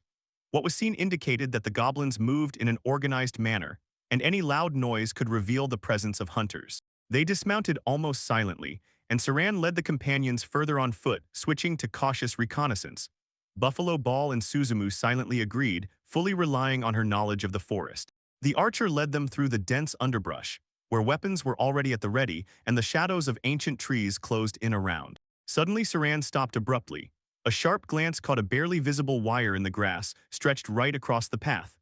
Suzumu and the elf girl looked up and saw that the wire was connected to a huge stone covered with spikes and hanging above their heads. Saran sharply pulled Suzumu by the thick trunk, after which both froze in the shade, watching the path ahead. Through the leaves they spotted 2 goblin guards, and Buffalo Ball determined that they were most likely sentinels, which meant the main lair was very close. Suzumu gestured at the rifle, asking if he should shoot, but the guild leader immediately dismissed the idea. A shot would echo through the forest and warn every creature and monster nearby, so the guards had to be taken out quietly. Saran suggested that she and Buffalo Ball handle the watchers themselves, and after a brief silent consultation, the veteran agreed. The elf dashed forward with almost supernatural grace, and her staff struck the first goblin precisely, leaving him no time to scream. Buffalo Ball immediately charged the second, pressing him into the ground with his heavy shield and silencing his attempt to call for help. When the danger was eliminated, 2 experienced warriors glanced at Suzumu, who was watching with a rifle at the ready. One goblin suddenly grinned, clutching a scrap of white cloth as if he had found an extremely valuable trophy. He waved the stolen fabric near the dark entrance to the cave, while Buffalo Ball watched him through a powerful optical device. Lowering the binoculars, the veteran was amazed by its clarity, and Suzumu explained that it magnifies distant objects as if they were lying right before the eyes. Saran also looked through her binoculars and confirmed 3 goblins were standing near the cave. The guild leader, still amazed by the wonderful device, asked to have it passed to him to personally verify what he had seen. Suzumu handed over the equipment and admitted he was a bit tense, although at such a distance he still felt confident. Buffalo Ball reassured him, Even if the enemies noticed something, they would still have enough time to react. Then Suzumu prepared the next Tula flashlight, which he gripped tightly in his hand, narrowing his eyes in concentration. He confirmed his readiness to act according to the plan and again pressed to the optics, studying the cluster near the cave. Suzumu asked Saran to identify the leader among the green-skinned marauders, but she guessed that higher-ranking goblins were still hiding deeper inside. Then he suggested provoking the monsters with the first shot and luring them outside before the last light went out completely. Saran advised aiming at the biggest goblin in case of choice, since in their society size almost directly determines status. Suzumu accepted the tactical hint and began calculating the distance to the targets. He got into a shooting stance, adjusted the optical sight, and Saran continued to observe through her own binoculars. The distance to the cave entrance was about 170 meters, and after the last breath, Suzumu announced the start of the attack. The silence of the forest was shattered by a sharp shot, and the bullet whistled over the ground and struck very close to the unsuspecting flock. The goblins panicked, not understanding where the invisible threat came from, and the camp instantly turned into chaos. They scattered in different directions, pointed at the trees, and screeched, increasingly sensing that someone was hunting them from the darkness. From the black abyss of the cave emerged a huge figure, easily surpassing all the smaller relatives. The muffled thuds of its steps announced the arrival of a much more terrifying creature, which the provocative shot was meant to lure out. The giant stepped into the light, revealing the mangled muscular body of the goblin lord and the single eye filled with cold predatory intelligence. The hunters froze in their hiding place, finally convinced that the main target had appeared. Buffalo Ball tensed, preparing for the inevitable counterattack, and warned Suzumu that the real battle was just beginning. Suzumu looked through the sight and realized the monster was even more terrifying than he had imagined, but forced himself to focus on the target. Near the cave entrance, the leader towered over his subordinates, and the bone trophies on his body testified to dozens of past victories. A drop of sweat rolled down Suzumu's face as he wondered if a single .308 Winchester bullet would be enough to take down such a monster. The sky darkened, visibility worsened, and the horde on the horizon was already turning into gloomy silhouettes. The time for a clean shot was rapidly running out, so Suzumu next to Saran steadied his breath and brought the sight to his eye. He gathered all his experience into a single point, maintaining distance, stability, and control over the trigger. A sharp shot cut through the air, and the high-speed bullet flew straight to the giant's head. The goblin lord's eyes widened in an instant as he realized the danger, but he was too late to dodge. The thunder of the rifle rolled through the valley, and for a moment drowned out all the sounds of the forest, leaving the smaller goblins stunned as they watched the change in battle. From the point of impact came a hoarse, painful roar, so powerful it seemed to tear the very air. When the hunter's cover was revealed, Buffalo Ball ordered an immediate retreat, while Suzumu, bound by anxiety, tried to hold the position. He forced himself not to flinch and finally pressed the trigger, sending a second bullet toward the giant enemy. The shot cut through space and hit the target again, drawing a new cry of pain from the goblin lord. Seeing the monster stagger, Saran anxiously called to Suzumu, but he was already working the bolt, preparing the next round. Despite the direct hit, the leader remained standing and twisted his face in hatred, while his warriors below began to advance in unison. The horde closed into a disciplined formation, shields joined into a solid moving wall without obvious weak spots. Behind this barricade, the commander watched with grim confidence, realizing that the window for the shooter was almost closing. Saran begged Suzumu to leave the position because the enemy was approaching too fast, but he refused to retreat and asked for one more chance. He knew, if the advance was not stopped here, the village would be destroyed, and its inhabitants would have nowhere to return. The goblins knew nothing about firearms, but instinctively felt the deadly power of the shots and prepared to launch a devastating assault. Suzumu opened his eyes wide, imagining the fate of his comrades if this decisive shot turned out to be unsuccessful. He cast aside the paralyzing fear and began mentally repeating the basics of shooting: distance, stability, breathing, and trigger control. Saran's voice cut through his inner monologue, returning his attention to the target and urging him to stay calm. The elf woman stood behind, placed her hands on his shoulders, and with her confidence gave the final push to pull the trigger. The rifle thundered between the trees, the recoil struck the shoulder, and a bright tongue of flame burst from the barrel. The bullet cut through the undergrowth and, like an invisible messenger of death, carved a precise trajectory through the leaves. It crashed into the goblin phalanx, splitting the heavy wooden shield and knocking the warrior behind it to the ground. During the strike, the goblin lord himself was also injured. His massive body was thrown backward by the force of the shot. Seeing the chaos, the squad rushed into the dense forest, gasping from running, while the goblins had not yet managed to recover.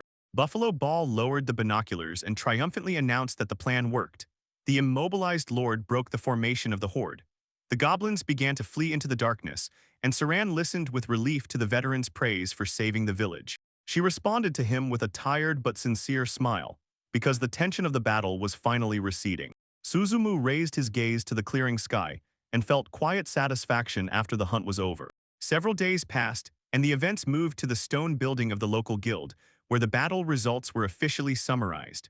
In the crowded hall, the guild leader told the hunters how the fall of the goblin lords forced other leaders to retreat. He thanked Suzumu and Saran, emphasizing that thanks to their courage the threat was eliminated without a single human casualty. Then the guild leader handed them new credentials and announced a promotion immediately from the 6th rank to the 3rd. Suzumu and Saran stood side by side, feeling the weight of the new status that suddenly opened other opportunities before them. Suzumu doubted whether he truly deserved such a leap, but Buffalo Ball replied that under more favorable conditions he would have raised them even higher. He explained that high ranks would bring administrative burdens and hinder the investigation of the elf kidnappings. The 3rd rank left them the freedom to pursue found tracks, and Suzumu accepted this logic without hesitation. Buffalo Ball winked, hinting that now was the perfect moment to start the investigation they had talked about earlier. Suzumu stared in surprise at the heavy sealed envelope that ended up in his hands. The guild leader reported that the official request came from the nobility, and it explicitly demanded this particular pair of hunters. That night Suzumu sat under the open sky and looked at the quiet town below, feeling the approach of the decisive day. Saran joined him and wondered why he was still awake, and Suzumu explained his insomnia by the careful cleaning of his rifle. He had mastered this skill under the supervision of the guild leader at the time, and now wanted to face new difficulties with fully prepared weapons. Their status changed sharply. Although hunting slaves was considered a serious crime, the nobility often stood above ordinary laws. That is why only high-ranking hunters could obtain an audience with the local lord and an official commission. Suzumu understood that the aristocrats' trust could lead them to the trail of the missing elves, the goal that had guided them from the very beginning. Saran confessed that she also could not fall asleep, and they silently shared the anxiety before the unknown tasks of dawn. Suzumu pondered what exactly the lord would entrust to them, and Saran only quietly agreed as her thoughts also swirled around the upcoming trial. She recalled Suzumu's swift ascent and his shot, which with one blow felled the goblin lord. He himself called it a lucky first hit, but Saran already saw in it the true skill of an elite hunter. Suzumu admitted that without her his success would have been impossible, and his gratitude sounded especially sincere. Saran's eyes widened as she realized how seriously he said it. Without replying with words, the elf leaned in and gently kissed him on the forehead, catching Suzumu by surprise. She pulled away with a soft smile and assured that the next day would also end successfully, because she would always be nearby.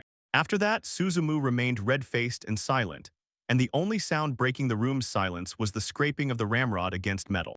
He methodically cleaned the rifle and thought about Surblast, the city, where the elf kidnappers were last seen. Suzumu decided that the local aristocrat might know the truth, so he must be ready for any order. He examined the optical sight, weighing all the dangers that the upcoming mission might bring. While he was cleaning the mechanisms and wiping the barrel, Suzumu again pondered how unusual this weapon was. He explained to the guild leader that he had not encountered or even heard of any magical tool similar to his rifle. Later, Suzumu approached Buffalo Ball near the guild house and asked to keep their conversation in the strictest secrecy. The veteran calmly looked at him, wondering why the young man felt the weight of the situation so keenly. Suzumu stood with a modern rifle in his hands, already understanding how dangerous the secret of its true capabilities could be. Buffalo Ball explained, if it became known that Suzumu could destroy a target from 300 meters, his life would change instantly. He would cease to be a simple hunter and would become a target for those seeking hired killers. A heavy silence hung between them, and the veteran's narrowed eyes emphasized the deadly seriousness of the warning. Buffalo Ball added that only a few trusted people knew the true power of the rifle, as careless rumors could destroy the owner himself. To cover for Suzumu, the guild leader even claimed the victory over the goblin lords as his own. He felt uncomfortable taking someone else's glory, but this lie was meant to prevent further spread of rumors about the extraordinary weapon. Returning to his quarters, Suzumu wondered why the noble clients had chosen 2 rookies for such a dangerous mission. He could not get rid of the thought that the rumors they were hiding had already reached the wrong ears, or that a much deeper conspiracy stood behind the secret. And far from the guild, the client sat in a luxurious room, settled in an ornate chair with a self-satisfied smile. A small dog was circling near his feet, and the stout man himself looked like a true puppeteer who had just launched a new plan. Soon Suzumu and Saran arrived at his estate and bowed politely, awaiting the master's orders. The master's voice echoed through the luxurious halls of the estate. The guild leader spoke highly of their exploits, and now they had become the most talked-about hunters in the region. While Suzumu silently pondered the weight of the situation, the master immediately got to the point and demanded that they start work without delay. The stout aristocrat leaned forward with a self-satisfied, almost malicious smile, and declared that the task was simple: to destroy a group of disgusting pests. The vague wording made Suzumu wary, and he cautiously asked for clarification on exactly whom they would have to hunt. Instead of the lord, an elderly butler standing before a huge portrait of his master Irving's answered. The aristocrat was too busy, so all questions would go through him. Suzumu exchanged an uncertain glance with Saran and still tried to secure a personal audience, hoping that only the lord possessed important information. The butler's face hardened with arrogance. He warned that the hunters should not sign up after hunting the goblin lord. He added that they were merely tools for a job that others had failed to do, and under normal circumstances, hunters of such rank would not even be allowed into this estate. The butler conveyed the master's final command to immediately exterminate the disgusting creatures for the lord's peace. Suzumu could not believe his eyes when it turned out their target was ordinary pigeons, whose cooing echoed under the rafters. On the crossbeams of the barn, about a dozen birds sat in a neat row, not even suspecting the danger beneath them. The hunter muttered that they had been hired for an absurdly trivial job, while Saran began preparing to clean up the aftermath. Suzumu took up his weapon, and Saran noted that this task was at least better than the insults with which they had been greeted at the estate. The elf smiled with relief and admitted that her initial fears about the assignment had finally been dispelled. Later, she effortlessly lifted a huge barrel, but Suzumu immediately asked her to be more careful not to damage the lord's property. After work, they rested near the horse stables and admitted they got rid of the pigeons easily but found no information about the estate. Suzumu was chewing a sandwich alone, wondering if the local lord was involved in the elf kidnappings and how he even knew about their ability to ward off pigeons. He admitted that in the town he had already become famous precisely because of this strange skill. Then Suzumu joined Saran near a small stone marker where she quietly prayed amidst the snowy landscape. He watched with respect and curiosity as the elf completed her ritual. After the prayer, Saran said she wanted to search for the missed traces, but Suzumu gently asked her not to exhaust herself. The elf did not back down and firmly decided to find the necessary evidence, no matter how long it took. Seeing her determination, Suzumu suggested finishing eating first to save energy for the search.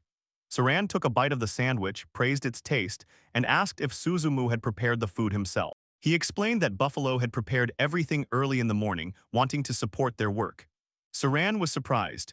With the guild leader's stern appearance, it was hard for her to imagine such care. Just as Suzumu raised the next piece to his mouth, a splash sounded from above and bird droppings landed perfectly on his lunch. The hunter was stunned by such bad luck, and Saran kindly offered him her own portion. She remarked with a smile that lately birds have been haunting him with misfortunes, as if some curse lay upon him. Suzumu tried to give Saran part of his food, but she waved him off and reminded him that she needed to maintain her strength. The elf smiled warmly and assured him that her appetite was fine, so he need not worry. Saran explained that elves naturally eat little, and her portions are quite sufficient even compared to human appetite. Playfully winking, she placed a finger to her lips as if sharing a little secret of her people. Suzumu did not give up and insisted that she eat at least half of his portion. They sat in the quiet shade of the leaves, and this small argument for a moment turned the investigation into an almost domestic scene. Suddenly Saran stood up and the playfulness in her eyes changed to wariness. A strange cooing came from the neighboring building. She rejected Suzumu's new attempts to feed her, explaining that suppressing instincts is harmful and he alone will not bear the entire burden of the search. Their attention was drawn to an old wooden warehouse standing alone by the edge of the forest. Saran guessed that pigeons might have settled inside, and Suzumu suddenly realized they had not checked this building yet. Heavy wooden doors fastened with thick rusty chains, and several sturdy locks were found at the entrance. Suzumu noticed that such security was suspicious for an ordinary warehouse and seemed intended to keep someone alive inside rather than goods. Saran effortlessly broke the corroded links, and the metal parted with a prolonged groan. Suzumu warned her to be on guard, but the elf did not flinch and opened the door, ready to face whatever was beyond the threshold. When the heavy door creaked open, dim light revealed a motionless human body on the floor. Suzumu raised his rifle and the pale faces of both showed shock, the warehouse turned out not to be a storeroom, but the grave of the very lord they were seeking. Inside, they came across a strange collection. Statues of muscular warriors and portraits of a portly aristocrat filled the room. It all looked like a morbid exhibition of vanity, where a self-obsessed lord had turned his own ego into a bizarre museum. Stepping into the daylight, Suzumu and Saran silently looked around, feeling the weight of discovering the secret lord's death pressing on them. Suddenly, a piercing scream broke the silence as the butler ran to the warehouse and, recoiling in horror, demanded an explanation of what they were doing there. Later in the guild, the head carefully reviewed the reports and noted that a simple assignment regarding pests had turned into a much more complex matter. He found it especially suspicious that traces connected to an elf were found in the strange building. Walking through the streets, Suzumu told Saran the results of his own investigation. He found out that the lord was a well-known reader, especially fond of fairy tales, but there were no rumors about his hostility towards elves in the city. Turning back to the office, Buffalo noticed their gloomy faces and asked if something else had happened. At the vague answers, he only sighed, noting that everyone has a dark past they prefer to hide. Changing the subject, the guild leader leaned forward with interest and asked what the townspeople had already started calling this pair. With an impassive face, he announced the new nickname Pigeon Hunters, and an invisible wave of disbelief hung in the hall. Suzumu angrily protested against such a ridiculous and unattractive title, and Saran also did not want to be associated with an ordinary bird. Buffalo calmly explained. Although the request came from the lord, in fact they had dealt with only one pigeon, although this name could bring unexpected benefits. A new fame was already spreading on the streets, and passers-by began to recognize them precisely by this nickname. Turning back to the matter, the veteran reported that popularity had brought a new Lita request from the neighboring town of Torplius. The local aristocrat also asked to exterminate pigeons on a private estate, and both hunters were stunned into silence. Buffalo added that this same trip opens up another opportunity related to the same direction. They were offered to escort a merchant caravan to Torplius, a dangerous mission requiring protection from 6 elite hunters. All travel expenses were to be paid by the clients, and the squad would be led by an exceptionally reliable second-rank hunter. Saran asked about the rest of the team, and Buffalo hinted that these people might help uncover the mystery of the recent elf kidnappings. Suzumu's eyes widened as he realized that the squad would include a second-rank hunter. The guild leader explained. Due to the goblin crisis, they missed the first assignment regarding the Chimera, but the team has already returned to the city. This squad was called the Ballista Team and was famous for its ability to destroy huge monsters with combined strikes. Suzumu listened with respect and interest, imagining the veterans who had just arrived after another dangerous battle. For the successful hunt of the mountain chimera, they received the formidable title of Giant Slayers. Next to him stood a young woman in a fur hat with a calm look, and the guild leader announced that she would join the escort along with the team. Noticing Saran's sudden silence, Buffalo asked if she had any problems working alongside the Ballista team. Saran quickly explained that what upset her was not the squad's strength, but the envy of their cool nickname, since she and Suzumu only got the much less heroic pigeon fighters. The southern gates of Surblast appeared ahead, transformed into a bustling hub where horse-drawn carriages continuously passed through. Among the crowd, Suzumu and Saran discussed the upcoming journey and the safety of the merchants. Suzumu doubted whether 6 hunters could protect the entire caravan on the long road to Troublies, and Saran suggested first getting to know the others. Their destination was the same Ballista Team legendary veterans known for hunting the most dangerous large monsters. According to the guild leader, almost no one in Surblasti could match their skill, so there were no better partners for the dangerous journey. Searching for elite hunters, Suzumu and Saran turned to a guild clerk who directed them to the outskirts of the gathering place. On the way, Suzumu again thought about the kindness of Buffalo, who patiently explained to him the rules of this unfamiliar world. Soon an impressive scene appeared before them. A huge warrior was resting directly on the carcass of a freshly killed reptile. He stood up, towering over the arrivals, and casually explained that he had destroyed the monster only because it threatened the city. The warrior introduced himself as Bartal, leader of the Ballista Team, and Suzumu responded with his name. Bartal turned his gaze to the elf and waited for her introduction in a steady, calm voice. Then he bluntly leaned towards Saran and extended his hand, examining her with curiosity as if he had forgotten the rules of decency. Saran recoiled, and Bartal, struck by what he saw, looked at the real elf with undisguised amazement. Without warning, the giant grabbed Saran by the gear and lifted him into the air like a rare exhibit. While she was indignantly struggling, Suzumu froze in silent shock, and Bartal carried her to the water, continuing the acquaintance.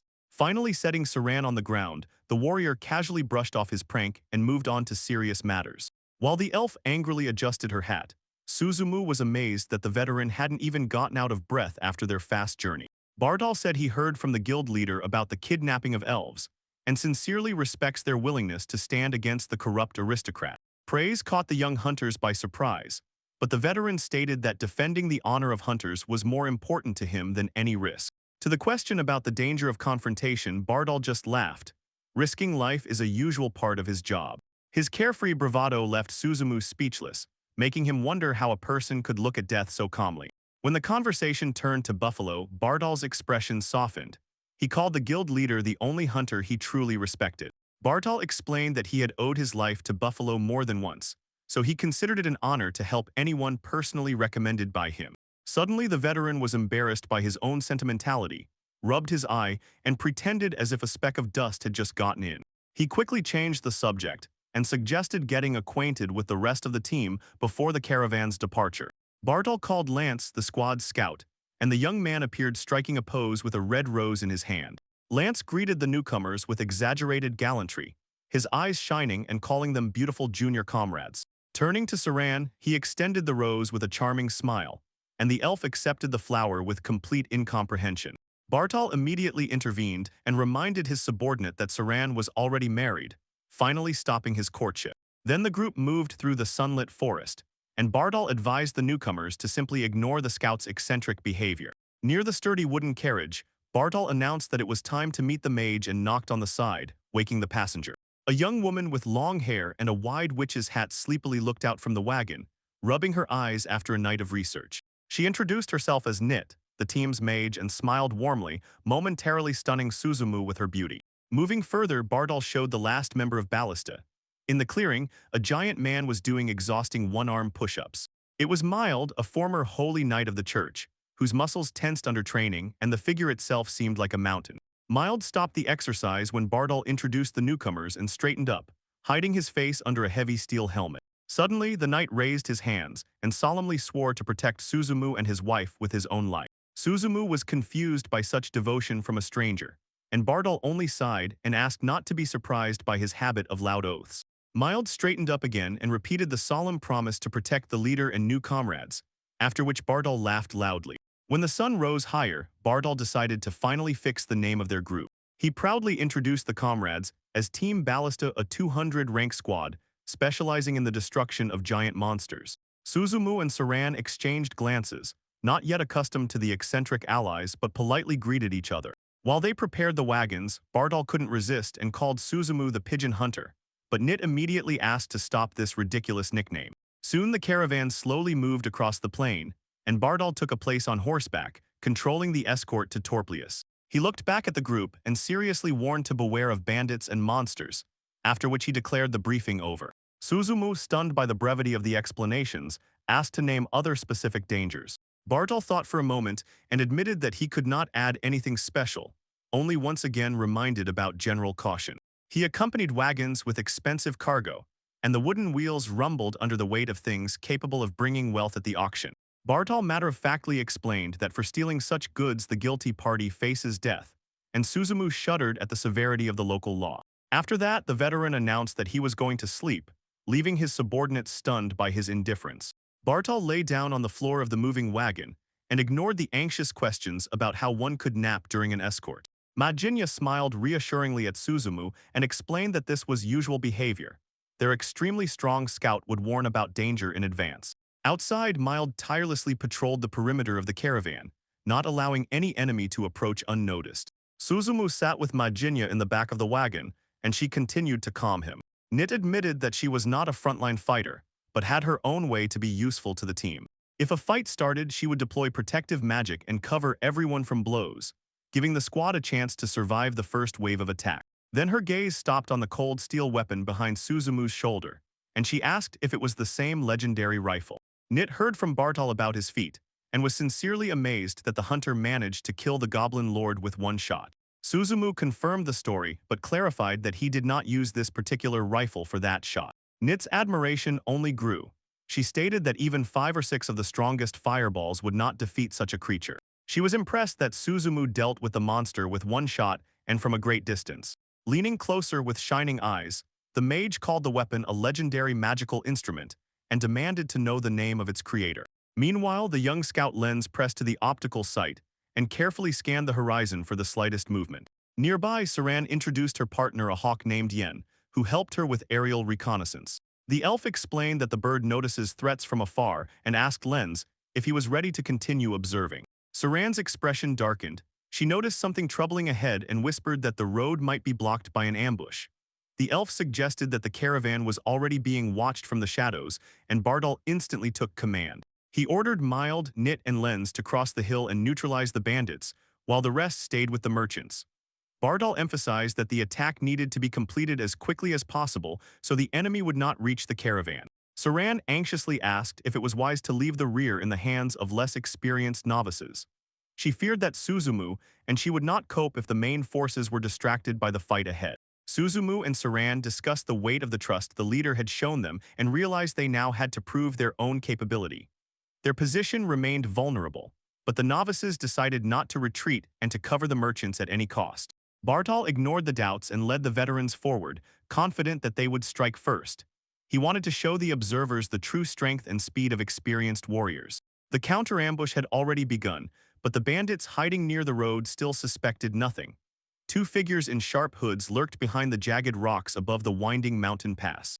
They whispered about the loot, 4 carriages and 6 guards, exactly as the informant had promised. The marauders were confident in their position because the cargo belonged to the nobility and promised huge profits. They assured each other that they left no traces and deliberately avoided the main road. But soon the wind whistled through the empty valley, and the path remained deserted. One of the bandits already began to suspect that the caravan had changed its route when a strange figure appeared on the horizon. The silence was broken by a roar. A massive armored warrior rushed straight toward their hiding place. The bandits froze, barely managing to see the giant shield approaching them before realizing hunters had found them first. When the armored vanguard closed the distance, an arrow whistled and pierced the leg of one of the archers in a hood. From the rear, a young scout solemnly marked his own hit, and the mage nearby was genuinely surprised by his accuracy. Realizing the ambush was exposed, the bandits panicked, and a whole hail of arrows rained down on the road. Mild did not move, turning the huge shield into an immovable wall to protect his comrades. The bandit commander roared, ordering to annihilate the strangers, and a new volley of arrows crossed the sky. The air filled with the sound of wood striking metal, and the brief skirmish quickly escalated into a full-scale battle. Bardal saw the fury of the enemy's assault and understood that they were not ordinary robbers. He glanced at Nit, who was already channeling power to the root of mana, preparing a flame capable of changing the course of the battle. The mage released the accumulated energy, and a huge fireball exploded in the center of the enemy formation. The strike was instant and devastating. The hooded figures scattered like dry leaves in a storm gust. The survivors were gripped by panic. They fled from the scorching heat, realizing that there was a mage among the guards. The bandits desperately urged each other to run before the flames consumed them completely. Through thick black smoke suddenly flashed a lone figure moving straight toward the enemy with deadly intent. Mild rushed forward, and his spear armor blurred in motion, cutting through the disoriented ranks. He positively noted the exact moment of Nit's strike, as her magic allowed them to immediately seize the advantage. New bandits began to emerge from Trilina, but seeing an armored giant before them, they froze for a moment. An arrow whistled past and nearly hit the target, and the archer cursed over the miss amid the escalating clash. When the bandits tried to engage in close combat, Mild firmly stood in front of Nit, shielding her with his own body. He delivered a devastating blow with a muffled effort and pushed several attackers back, vowing to protect the mage. Mild continued the assault, breaking the enemy line with brute physical force. When Nit asked why he did not use a blade, the knight calmly dismissed the need for such a weapon against ordinary people. Confident in his protection, Nit announced that she would now fully focus on the next spell. Mild briefly nodded and prepared to hold the line while the sorceress prepared the decisive strike. Meanwhile, Saran moved through the ranks with deadly grace, and her blades turned into silvery flashes. She did not waste a single unnecessary movement. She parried the attack and immediately responded with a strike that sent the enemy flying aside. Beside Bartal was swinging a huge sword, throwing back bandits like powerless dolls. His presence dominated the center of the clash, and every wide stroke cleared a path through the enemy ranks. When Bartal opened the way, the very air around seemed to ignite. Nit finally released the gathered mana, and a whirlwind of flame swirled around her. The elf stood nearby, not averting her gaze, while the fire consumed the last resistance of the bandits. The mage created a pillar of flame that roared to the very sky and became a beacon of destruction visible for many miles. Suzumu watched from the safe wagon, while the rest of the caravan stared in shock as the enemy burned in a single flash. He could not take his eyes off the fading embers and was struck by the scale of the fiery column. Saran silently watched the horizon where smoke slowly dispersed after the magical explosion. She asked if they should join as well, but Suzumu shook his head. He explained that their task was not to participate in frontline combat, but to protect the merchants. Suzumu added that they were not obliged to independently eliminate bandits if they could safely hold the defensive perimeter. The conversation was interrupted by a large hawk that suddenly descended from the sky and precisely perched on the neighboring pole. Suzumu introduced the bird as Yen and explained that it would watch over their position. Saran admired the hawk with fascination, confessing that she had never seen a tamed bird of prey before. Such birds had remained faithful companions of hunters for almost 3,000 years, combining survival utility with the art of falconry. Their vision is 8 times sharper than a human's, and during a dive they can accelerate to over 320 kilometers per hour. Interested, Saran leaned toward the hawk and quietly asked to be warned if something unusual appeared on the horizon. Yen remained motionless, looking ahead with indifferent dignity and completely ignoring the elf's request. Saran was increasingly surprised, and Suzumu assumed that the bird recognized only its master lens. Suddenly the hawk cried sharply and flew up, briefly sparking a flash of hope in Saran. But he did not respond to the elf-woman. The bird reacted to a huge shadow looming in the sky. A thunderous strike shook the earth. A colossal feathered creature flew down from the heights and heavily landed right on the carriage. The horses wildly panicked, and the beast loomed over the caravan, turning into a living shadow of inevitable doom. The little hawk suddenly soared into the air, and Lenz exclaimed in confusion, not understanding where his partner was disappearing to. Saran realized with horror that the bird was fleeing from the creature, not trying to attack it. The monster dug its claws into the carriage roof and cried out triumphantly, while a shadowed figure wrapped in darkness sat on its feathered back. The stranger in a deep hood watched the ambush coldly, as if commanding it from above. The southern gates of Surblast teemed with people, and a long line of horse-drawn carriages stretched under the massive stone arch. Pushing through the crowd, Suzumu doubted again whether 6 hunters could protect the large merchant caravan. Saran remained practical and suggested first finding and introducing all team members to each other. The ballista team had a fearsome reputation as veterans who hunted monsters that weaker warriors fled from at the mere sight. According to the guild leader, no one in the Surblast Hunters Guild could match the combat effectiveness of this squad. Suzumu asked a local official about the team's internal rules and heard that there is a strict hierarchy between mentor and apprentice. He recalled veterans from his world strict, but Farrand wondered if the legendary allies would be similar. Soon they came out onto a clearing where a huge warrior sat on the carcass of a reptile, his spear firmly stuck in the ground. He raised a sharp, confident look, acknowledged their arrival, and allowed the newcomers to assess the size of the prey. The warrior matter-of-factly explained that he destroyed the reptile only because it was nearby and could threaten the city. Suzumu, impressed by his physical strength, introduced himself as Shin, and the warrior named himself Barthol, leader of Ballista. Bartol shifted his attention to the blonde elf and silently waited for her introduction. Saran named her own name, not averting her calm gaze from the veteran. But Bartol immediately blocked her way and without permission extended his hand, examining the facial features with brazen curiosity. The elf froze, eyes wide open in shock and indignation at the invasion of her personal space. The giant marveled at her height and stature, treating Saran more like a rare specimen than a colleague. Finally, Bartol stepped back with loud laughter, admitting that there were enough jokes, and allowed the newcomers to recover. Then his tone became serious. From Buffalo, he heard about the kidnapping of elves and hated the aristocrats involved in it. Suzumu sincerely thanked him for the support, and Bartol just brushed off the danger, calling the encounter with death part of the job. The veteran admitted that he truly respects only Buffalo, who saved his life many times. Now he saw this mission as a chance to repay an old debt to the guild leader. Embarrassed after his own frankness, Bartol rubbed his eye, covering it up with a story about a speck of dust, and then led them to meet the rest of the team. He called the scout Lenz, who immediately appeared in a fur hat, dramatically handing Saran a rose. The gallant gesture was accompanied by compliments on her beauty, but Bartol quickly interrupted the courtship with a gift for the elf. Saran politely thanked, and the leader directly announced to Lenza that she was already married. Bartol instructed the newcomers not to pay attention to the scout's exaggerated despair, as his antics had long become a daily habit.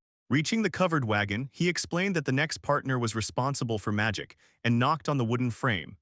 The mage spilled out, mumbling about interrupted sleep after a long night of work, and then introduced herself as Nit. Suzumu was momentarily confused by her appearance while she tried to fully wake up. In the camp, they found Mild a giant, a former holy knight, who performed incredible strength exercises. Mild stopped training when Bardal introduced Suzumu and Saran as new mission members. He silently loomed over the young man, then suddenly declared that he would protect the boy and his wife. Suzumu did not understand the reason for such a vow, and Bardal advised not to take the knight's eccentric statements too seriously. After the introductions, Mild swore to protect the leader himself, and the rest of the team exchanged brief official greetings. Bardal looked at the open sky and decided to solemnly introduce the squad to the new allies once more. He called them the Ballista Team, an experienced squad of the 200th rank, specializing in killing giants. Suzumu politely greeted the team, while Saran silently observed the eccentric allies. Preparation for departure was interrupted by a joke about an old nickname, and Nit sharply protested being called the Dove Destroyer. The caravan set off. Bardal mounted and began explaining the escort rules to Tau Plus. His briefing was short: watch out for bandits and monsters, after which he suddenly ended the explanation. Suzumu asked about other threats, but Bardal just shrugged and repeated that general vigilance would be enough. He watched the wagon with a heavy decorated chest, which, according to rumors, contained expensive items of the nobility. Bardal casually noted that theft of such cargo was punishable by death, and Suzumu felt responsibility tighten his chest. After this, the warrior announced that he wanted to take a nap, wished everyone good night, and left his comrades in complete distrust. He immediately settled in the back of the wagon and fell asleep, making his subordinates wonder if anyone took this mission seriously. Nit calmed Suzumu, explaining that such behavior was normal for Bardal, and Lenz would warn about enemies long before the ambush. Mild was already patrolling the perimeter of the caravan, and even Bardal heard how Majinya mentioned it in her sleep. Nit added that in case of battle it will also come into action, maintaining calm confidence among the cargo. She promised to become the squad's shield using protective magic, and Suzumu gripped the rifle tighter. Majinya leaned towards the strange object in his hands and asked if it was really the same weapon called a rifle. Having heard from Bardal about the murder of the Goblin Lord, Nit was fascinated by the feat, but Suzumu awkwardly clarified that he was holding a different weapon. He admitted that the decisive blow was a single shot, and Nit opened her eyes wide in disbelief. Majinya compared this result with her own strength, and admitted that even 6 of her fireballs would not cope with such a creature. Lenz picked up the story and confirmed that the shot was fired from a distance of over 170 meters. Nit called the weapon an incredible magical instrument, and wanted to find out the name of the master who could create such an artifact. Everyone suddenly froze, staring at the huge creature that blocked the sun, and on its back sat a hooded figure with a predatory gaze. The monster plunged down like a stone, and Saran shouted to Suzumu as its claws tore the ground, barely missing the wagons. The shockwave threw Saran back and she twisted in the air, painfully falling to the ground. The beast did not stop and continued to chase the elf, focusing all its attention on her. Suzumu aimed his rifle, and realized that the rider was deliberately hunting Saran as the main protection of the caravan. He knew that the buckshot was strong, but at such a distance a precise shot was needed. Suzumu shouted for Saran to move and squeezed his finger on the trigger, because the next attack could be her last. The beast screeched piercingly and snapped its sharp beak, preparing to finish off its prey. The roar of the shot shook the space, and the buckshot hit the side of the monster and made it recoil. Despite the hit, the rider remained calm, and Suzumu felt his heart grow cold. The buckshot only scratched the monster, and something strange was happening with its feathers. Saran desperately warned about magic, but Suzumu's body no longer obeyed, frozen by an invisible spell. A figure in a bird mask appeared nearby, and a cold realization told the hunter that the situation had become critical. While Suzumu remained motionless, the stranger calmly walked to the nearest horse-drawn carriage, as if a safe statue stood before him. Inside the 4th dark wagon, a terrible scene opened up. A girl lay motionless in a wooden box. She was being transported like ordinary cargo, a valuable prize for an aristocratic auction, hidden from the whole world. Later, Suzumu regained control of his body and crept up to the man in the mask, feeling his heart pounding against his ribs. He understood that he had no right to make a mistake, because he had just seen the true scale of someone else's cruelty. Saran called him in panic, and Suzumu tried to feign confidence, assuring that for now they were safe. He reasoned that the inhabitants of this world could not know the mechanics of firearms, even if the rifle was ready to fire. But the assumption fell apart when the masked stranger effortlessly snatched the rifle from him. Suzumu froze with his mouth agape. The enemy handled the weapon so confidently as if he knew its structure. A gloved finger found the trigger with practiced precision, and the click of the safety sounded like a death sentence. Suzumu realized that the enemy knew perfectly well what his weapon was capable of, and now the hunter himself stood defenseless before its barrel. Suddenly, a hawk fell like a stone from the sky and struck the masked figure holding Suzumu at gunpoint with its claws. The bird's intervention created the single moment Suzumu needed to break free from the magical bonds. Paralysis receded, and Suzumu felt his body again as Bartol burst into the fight with a roar. The warrior apologized for being late and raised his sword, ready to finish the job the hawk had started while the hooded man tried to get up. A heavy sword strike pushed the kidnapper back and forced him to lower his guard. Bartol stood before Suzumu, shielding the young man with his body, and assured him that the danger had passed. He demanded surrender, reporting that the remaining attackers had already been neutralized. Bartol correctly identified. Their target was the expensive cargo for auction, but now the criminal's plan ended here. Instead of surrendering, the hooded man reached under his cloak with a trembling hand, preparing a desperate counterattack. Noticing the movement, Suzumu raised his rifle again, realizing the enemy was still hiding an ace. Suddenly, a blinding burst of smoke flared up, and the kidnapper dashed towards the huge griffin descending from the clouds. The beast's appearance was perfectly timed, instantly becoming an escape route and leaving the hunters stunned. The griffin flapped its wings and carried the hooded man high into the sky, away from the clearing. Lenz watched helplessly as the prey slipped away, and the winged creature gained altitude beyond the reach of swords. Suzumu did not want to let the criminal escape, slung the shotgun over his shoulder, and took the retreating monster in his sights. He steadied his breathing, although the target was moving at incredible speed, and prepared a complex shot. Suzumu pressed the trigger, and the roar of the rifle spread through the air along with a flash near the muzzle. But hitting a moving target in the sky turned out to be much harder than shooting at stationary targets.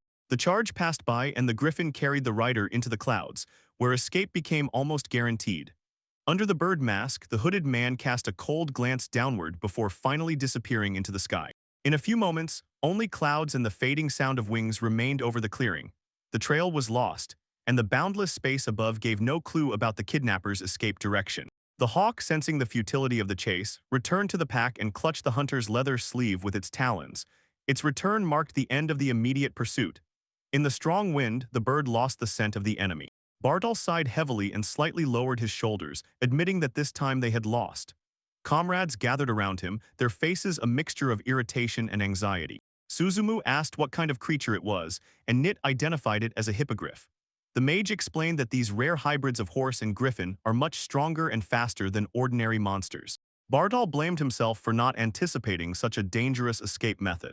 The hippogriff was not just a monster, but a symbol of status, as its rarity and difficulty of taming indicated a powerful master.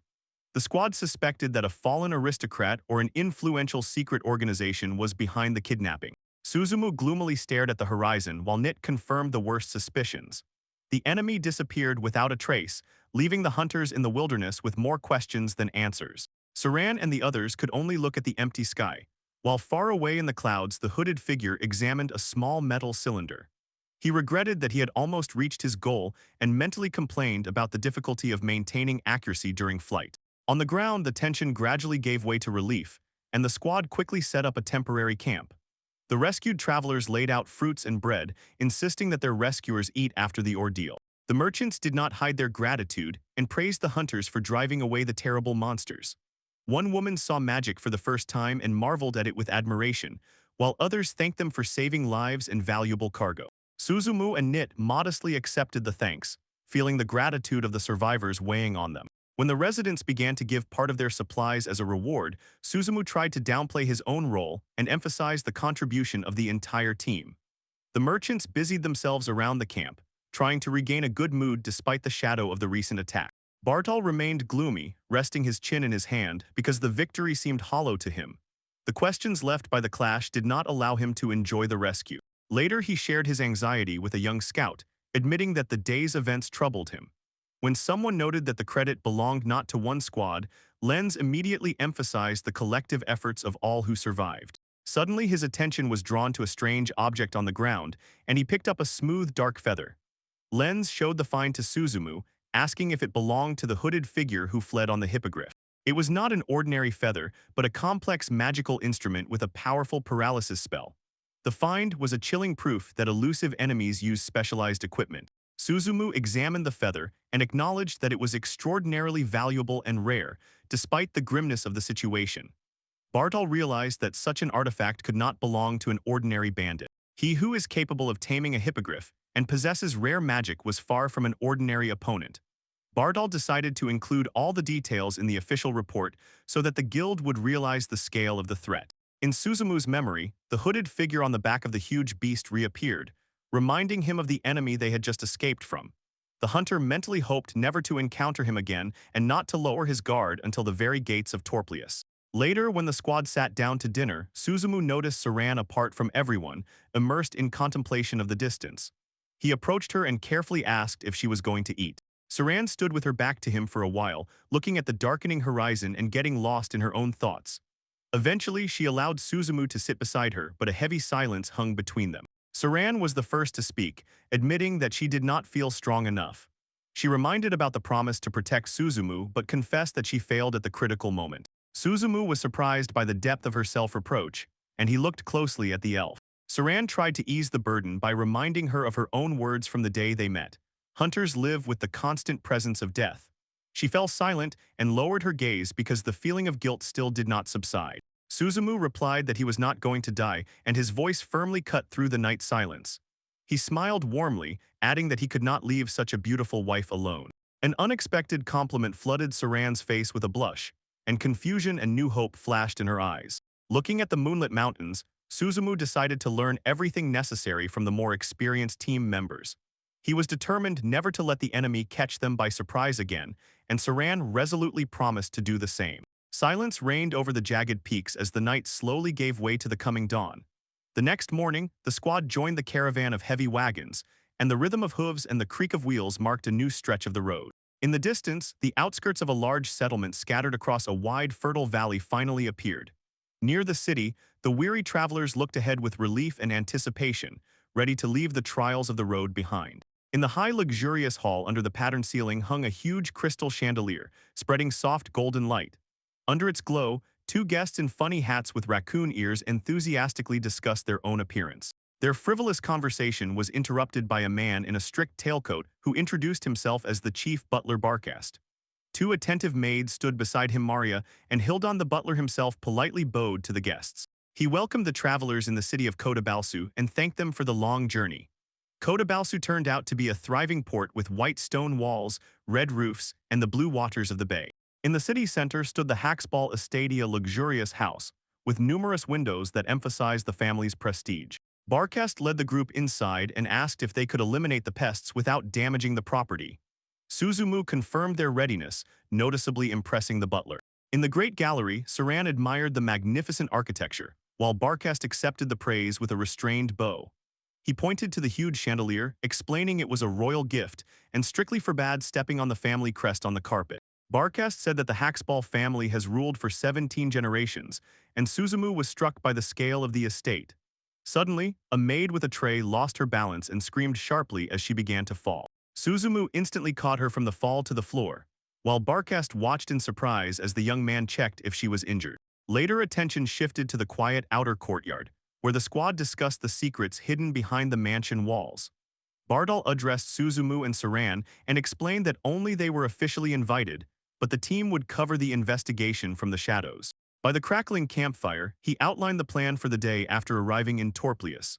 Since the escort was almost complete, the new goal became checking the Haxball family and possible connections to elven slave trade. Bardal distributed the roles. He himself was going to search for information in guilds and taverns, while Lenz was to inspect the manor buildings. Nit was ordered to protect Suzumu during the infiltration, and Mild was to stay at the inn and pray for success. Suzumu felt how audacious it was to secretly investigate a powerful family, but Mild and Nit were already preparing to support him. Nit, noticing his anxiety, cheerfully grabbed his hand and assured him that with her nearby, he had nothing to fear. Meanwhile, Saran recalled the failure during the previous clash and admitted that weak physical endurance remained her drawback. She was ignited with new energy and promised to flawlessly infiltrate the manor and definitely protect Suzumu this time.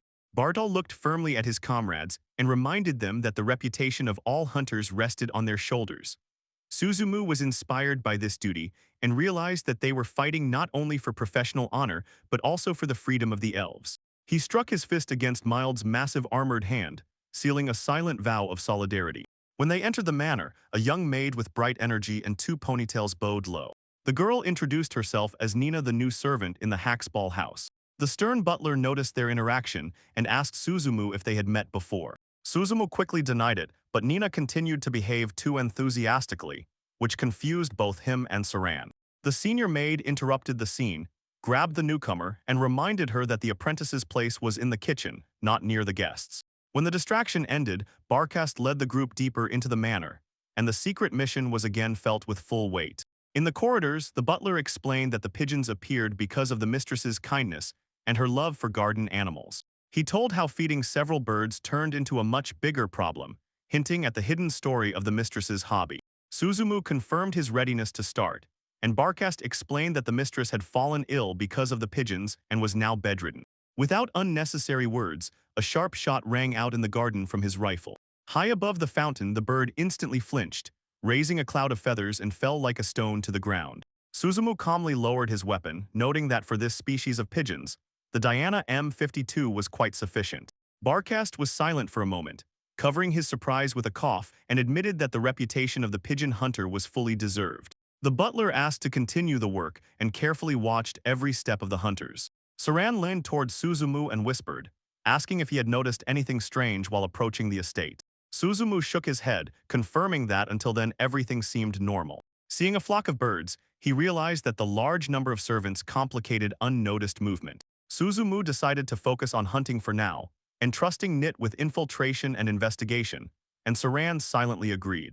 He carefully held the small bird, and Saran, with wide-open eyes, watched every movement. A maid approached them and politely invited them to rest in the garden. Soon they sat at an elegant table under a large umbrella, and Maria placed a tray with treats before them. Suzumu thanked her when the maid served a bowl, and for a moment he felt the full ostentatious hospitality of the aristocratic house. Sipping warm tea, he pondered how inseparably the tea time was woven into the daily schedule of the nobility.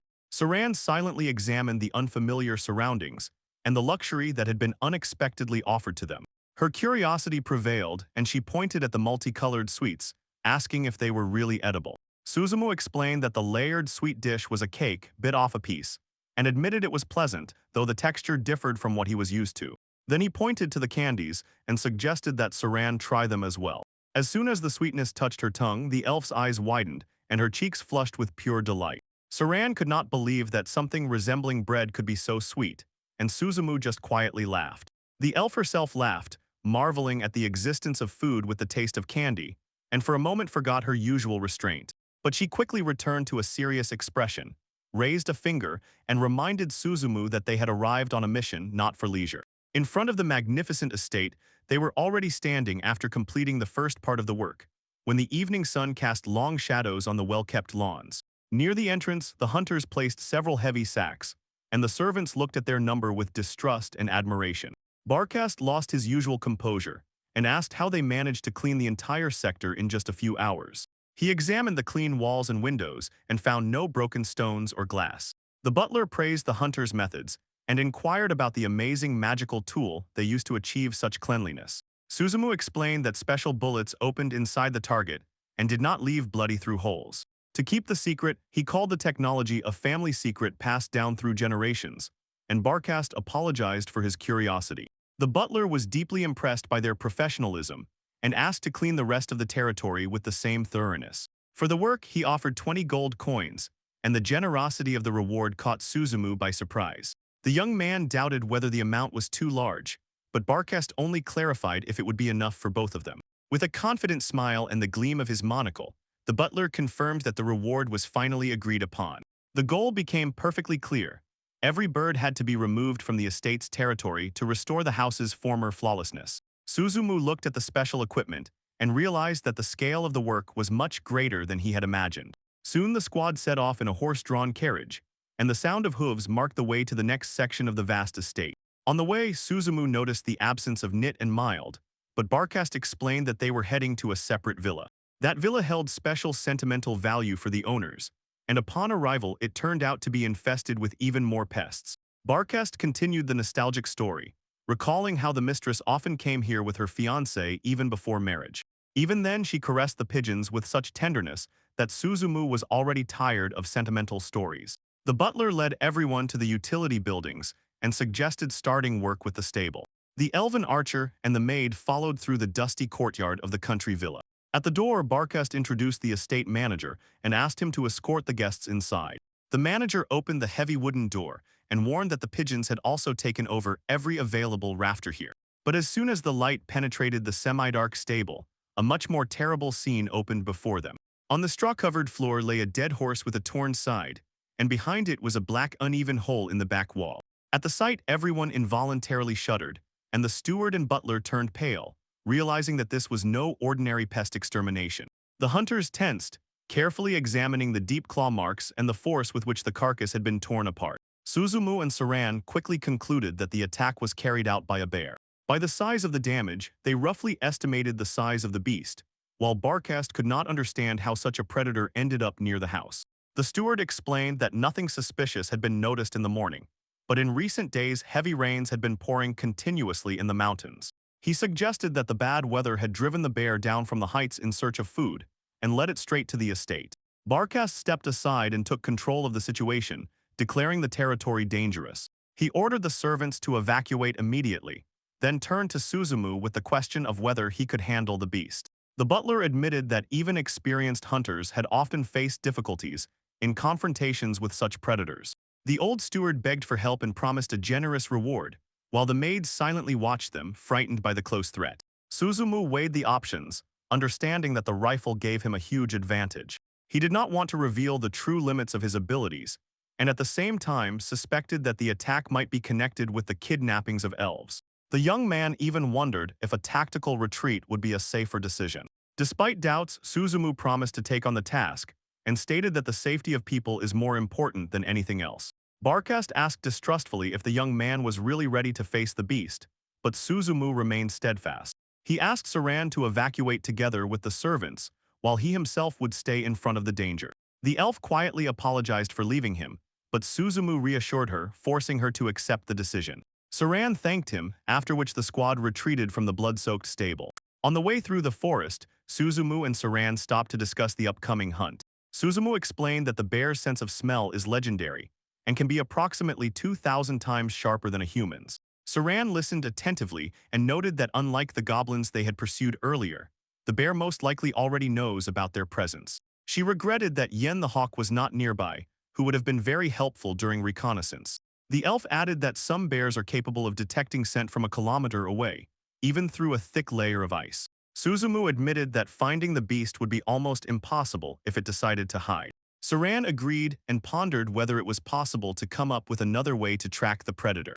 After a brief silence, a plan began to form in Suzumu's mind. He suggested finding a place with an open view of the surrounding area, and Saran nodded willingly. They moved on, stepping softly on the forest floor.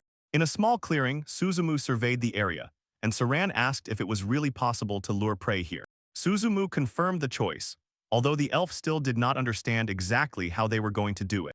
Then he took out dark berries collected along the way and poured them into a small metal pot. Suzumu explained that the local bears were probably omnivorous, so the smell of fruit and honey might interest them. He asked Saran to light a fire under the pot because boiling the berries was supposed to spread a sweet aroma.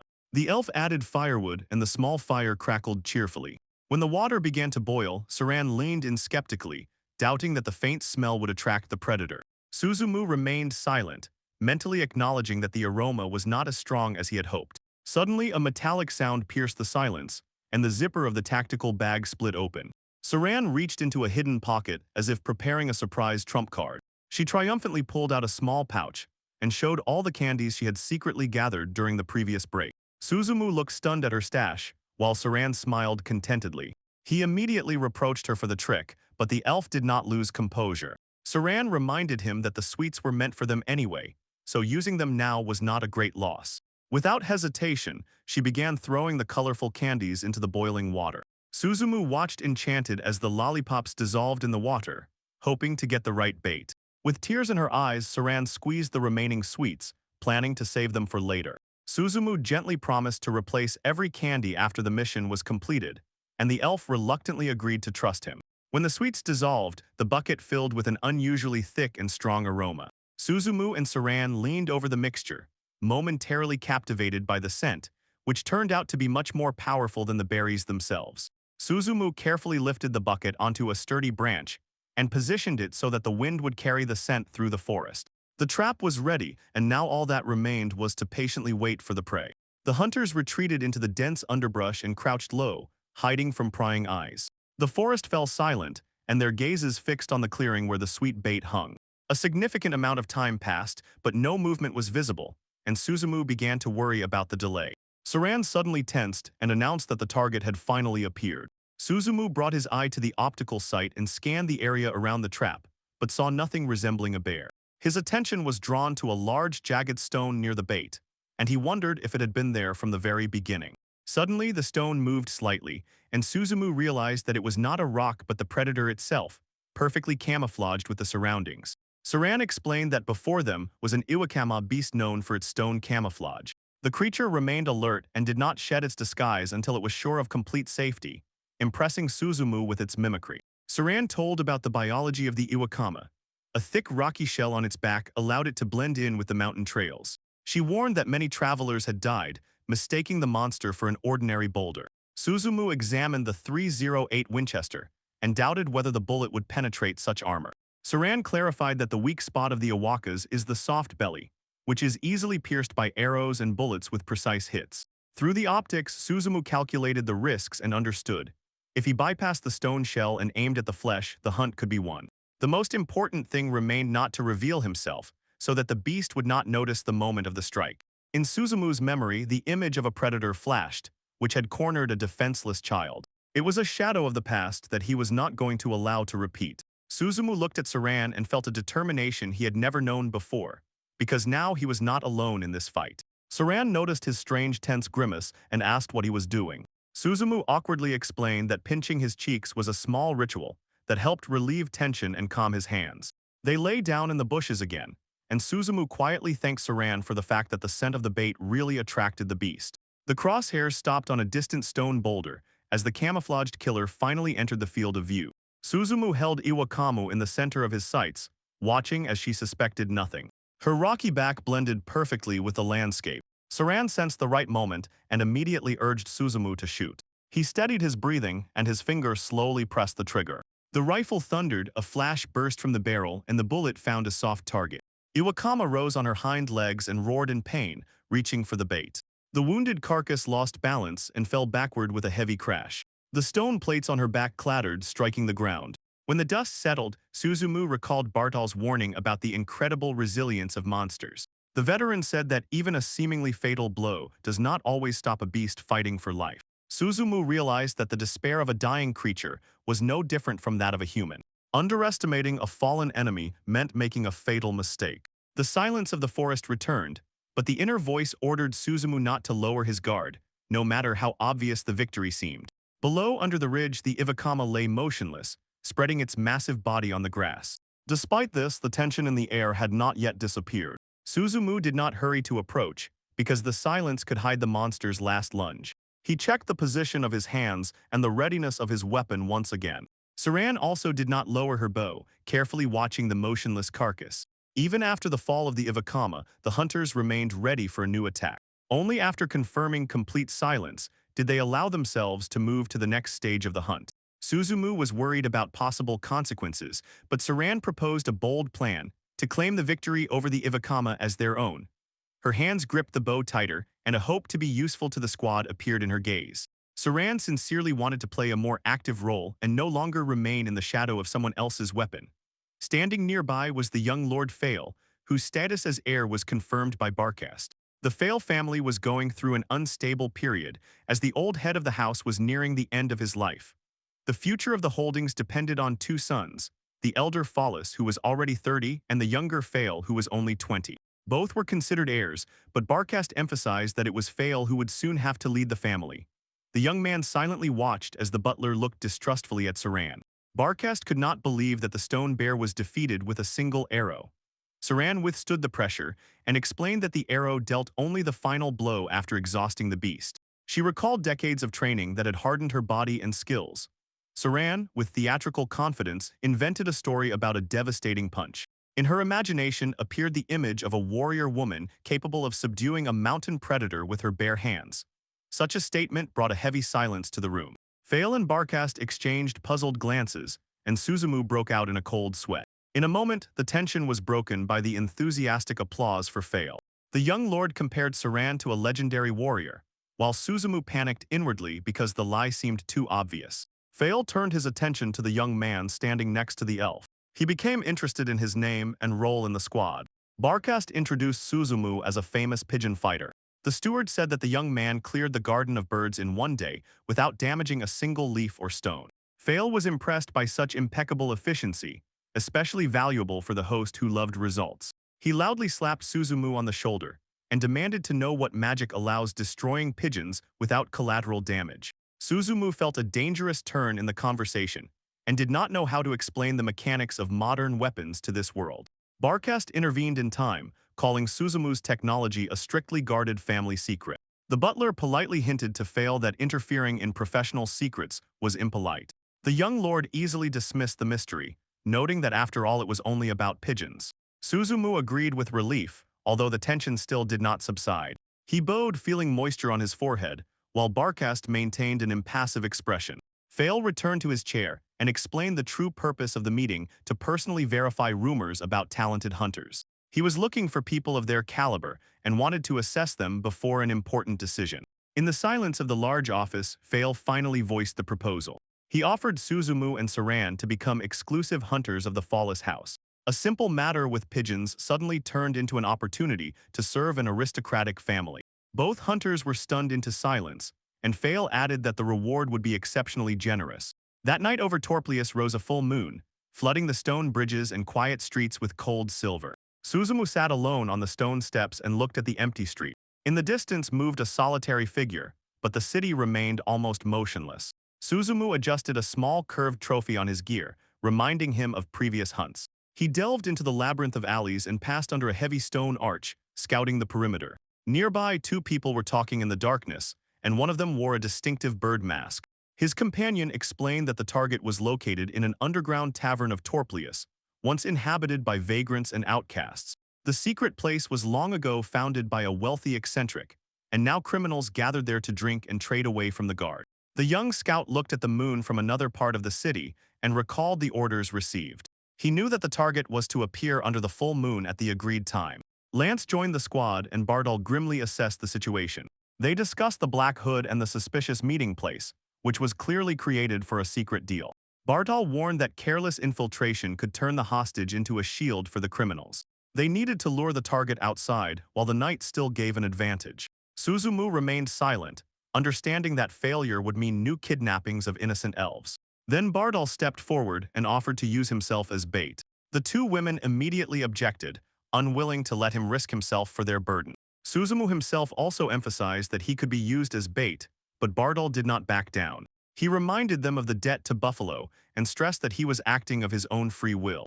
The comrades refused to allow him to face the threat alone. Since Bardal was the main target, his presence could simultaneously become bait and protection for the others. Despite warnings about the danger, Saran wanted to achieve justice with her own hands, and Suzumu tried to reconcile the parties. In the end, Bardal agreed to the plan, acknowledging that the image of a suspicious merchant with goods gave the best chance for deception.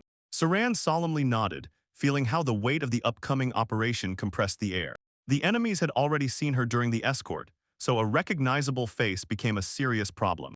Bardal and Suzumu discussed that even a master of disguise would not be able to hide her without additional preparation. Saran did not immediately understand the tactical difficulties that her very presence created. When they talked about disguise, the elf girl asked confusedly what it even meant.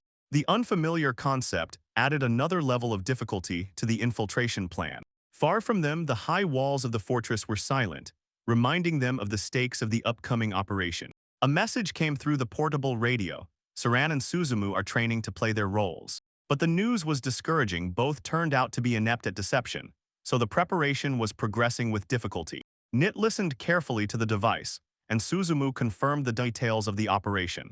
The infiltration was officially scheduled for the night of the next full moon, leaving them little time. Suzumu explained that the pair would enter the establishment as ordinary customers and lure out the Black Hood. When the target is trapped, the rest of the team will strike from the shadows and capture her alive. Nit doubted whether it was convenient to use a long-barreled rifle in narrow underground corridors. Suzumu agreed that for a close ambush, a compact weapon with great striking power would be more effective. He began listing models Glock 17 and Beretta 92, but to Nit these names sounded like a foreign language. Suzumu wondered why ordinary weapons from movies couldn't just be taken out of a magic bag. Nit asked to wait while she checked the product catalog in her store. Suzumu couldn't help but be surprised why a deity behaved like a weapons seller. The absurdity of the conversation made him nostalgic for their usual arguments. Nit confirmed with disappointment that the needed modern weapons were not available in the store. Suzumu advised her to quit and find a job in a specialized arms shop. Nit immediately rejected the idea because changing jobs would bring too much trouble when she already had a current side job. She smiled and asked Suzumu to focus on the mission. Hearing Nit address him by name, Suzumu paused for a moment, wondering how long it had been since someone called him that. When acquiring a standard pistol failed, he decided to move on to manual modification. Suzumu took a hacksaw out of the magic bag, acknowledging that self-modification of the weapon might be questionable, but there was no other choice. Then he pulled out a heavy M870 shotgun with a classic wooden stock, deciding to enhance firepower. This model was intended for shooting bullets at large targets and had a smooth barrel and separate mechanical sights. Suzumu examined the Remington and recalled that in Japan the new model cost about 80,000 yen. He also considered the unpopularity of standard bullets after the appearance of more modern Sabo slugs. The hacksaw screeched as Suzumu began cutting the magazine tube and barrel. After that, he shortened the stock, trying to make the weapon more maneuverable in close combat. Above him, indifferent white clouds slowly floated across the sky, while the weapon was being changed right in the middle of the field. Such modification was called sawing off, and it became known back in the 30s when criminals hid short shotguns under coats. The shortened barrel allowed to disguise the weapon and suddenly strike the police with significant firepower. Even now, such modifications were strictly regulated, and in the USA, it was forbidden to sell shotguns with barrels shorter than 18 inches. Suzumu recalled the Italian sawed-off shotgun Lupera, which the Mafia valued for its deadly compactness. He raised the new weapon and made a test shot, and the wooden target on the stump instantly shattered from the wide charge. At 10 meters, the spread was dense, so Suzumu assumed the weapon would remain effective at 20 meters as well. The calculation confirmed. At 20 meters, the charge expanded to approximately a 50-centimeter circle. For combat at 10 meters, the modified shotgun seemed quite sufficient. But the weapon's balance became awkward, the weight pulled it down, and the lack of a stock made the recoil painful. Due to the shortening, Suzumu lost some magazine capacity and was left with only 5 rounds instead of 8. He tucked the sawed-off shotgun into his gear, but still doubted its reliability. It was a specialized tool, but Suzumu did not want to rely on it in a situation where a mistake would cost a life. Eventually, his hands returned again to the familiar long-barreled shotgun. It was this weapon he had mastered and trusted to pass future trials. Another training shot thundered across the plain, and Suzumu confidently absorbed the recoil with his stance. The old middleman gasped with delight, and the hooded man gestured towards the elf woman, praising her as a rare commodity. Lingering on her unusual eyes, he immediately turned the conversation to the price and demanded to make a deal without delay. The trapper warned that some clients retreat upon seeing the beauty of the prey, so the deal must be completed immediately. The elf remained motionless while the middleman praised his own product and called her a rare find from legends. He touched her collarbone and admitted that he himself had experimented with this substance. The air grew heavy as his words hinted at the true cruelty of the experiments. The intermediary admitted that the drug came from an aphrodisiac for breeding monsters, and this could explain the excessive reaction.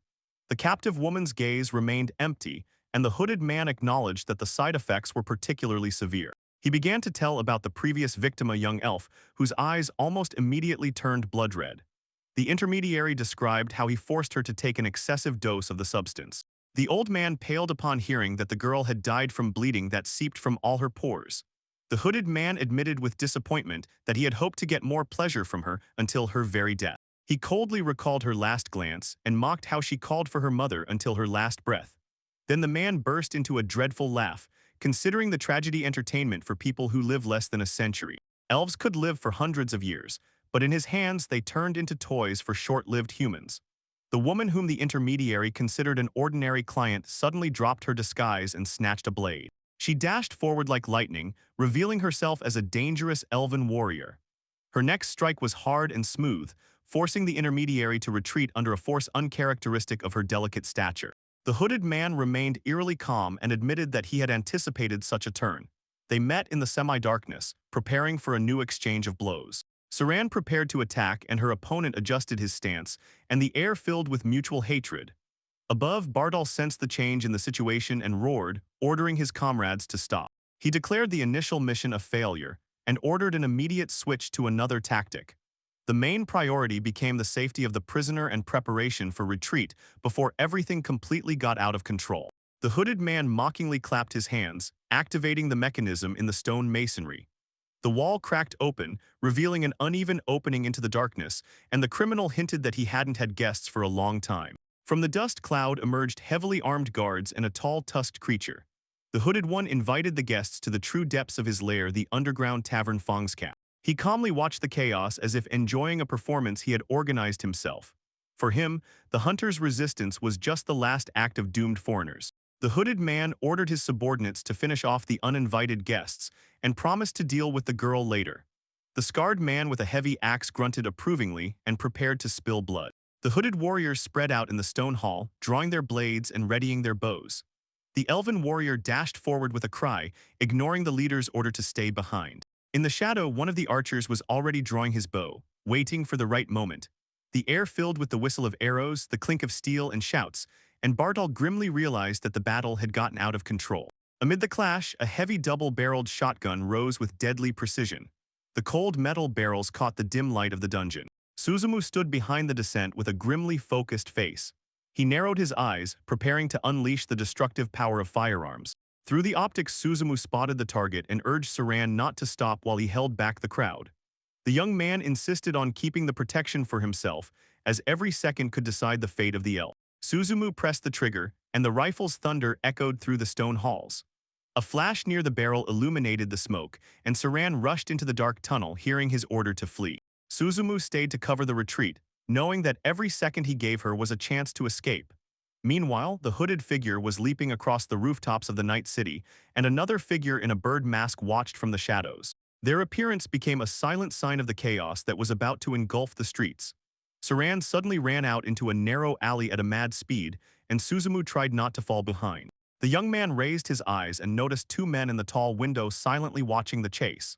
The realization that they were being observed added a new shade of fear to the pursuit. Suzumu urged Saran to stop, warning that something was clearly wrong. His voice echoed off the stone walls, but the elf did not slow down. Saran was completely consumed by rage and did not respond to the shouts. Suzumu saw only her back, which was gradually disappearing into the darkness of the city. He was afraid that the elf woman did not even hear him, because he had never before seen her so consumed by anger. Suddenly, Suzumu was left alone amid the clouds of dust and realized with horror that he had lost Saran. He feverishly scanned the empty street, realizing that in this hostile place losing his companion meant disaster. The silence was pierced by a faint sound, and Suzumu instantly grabbed his rifle.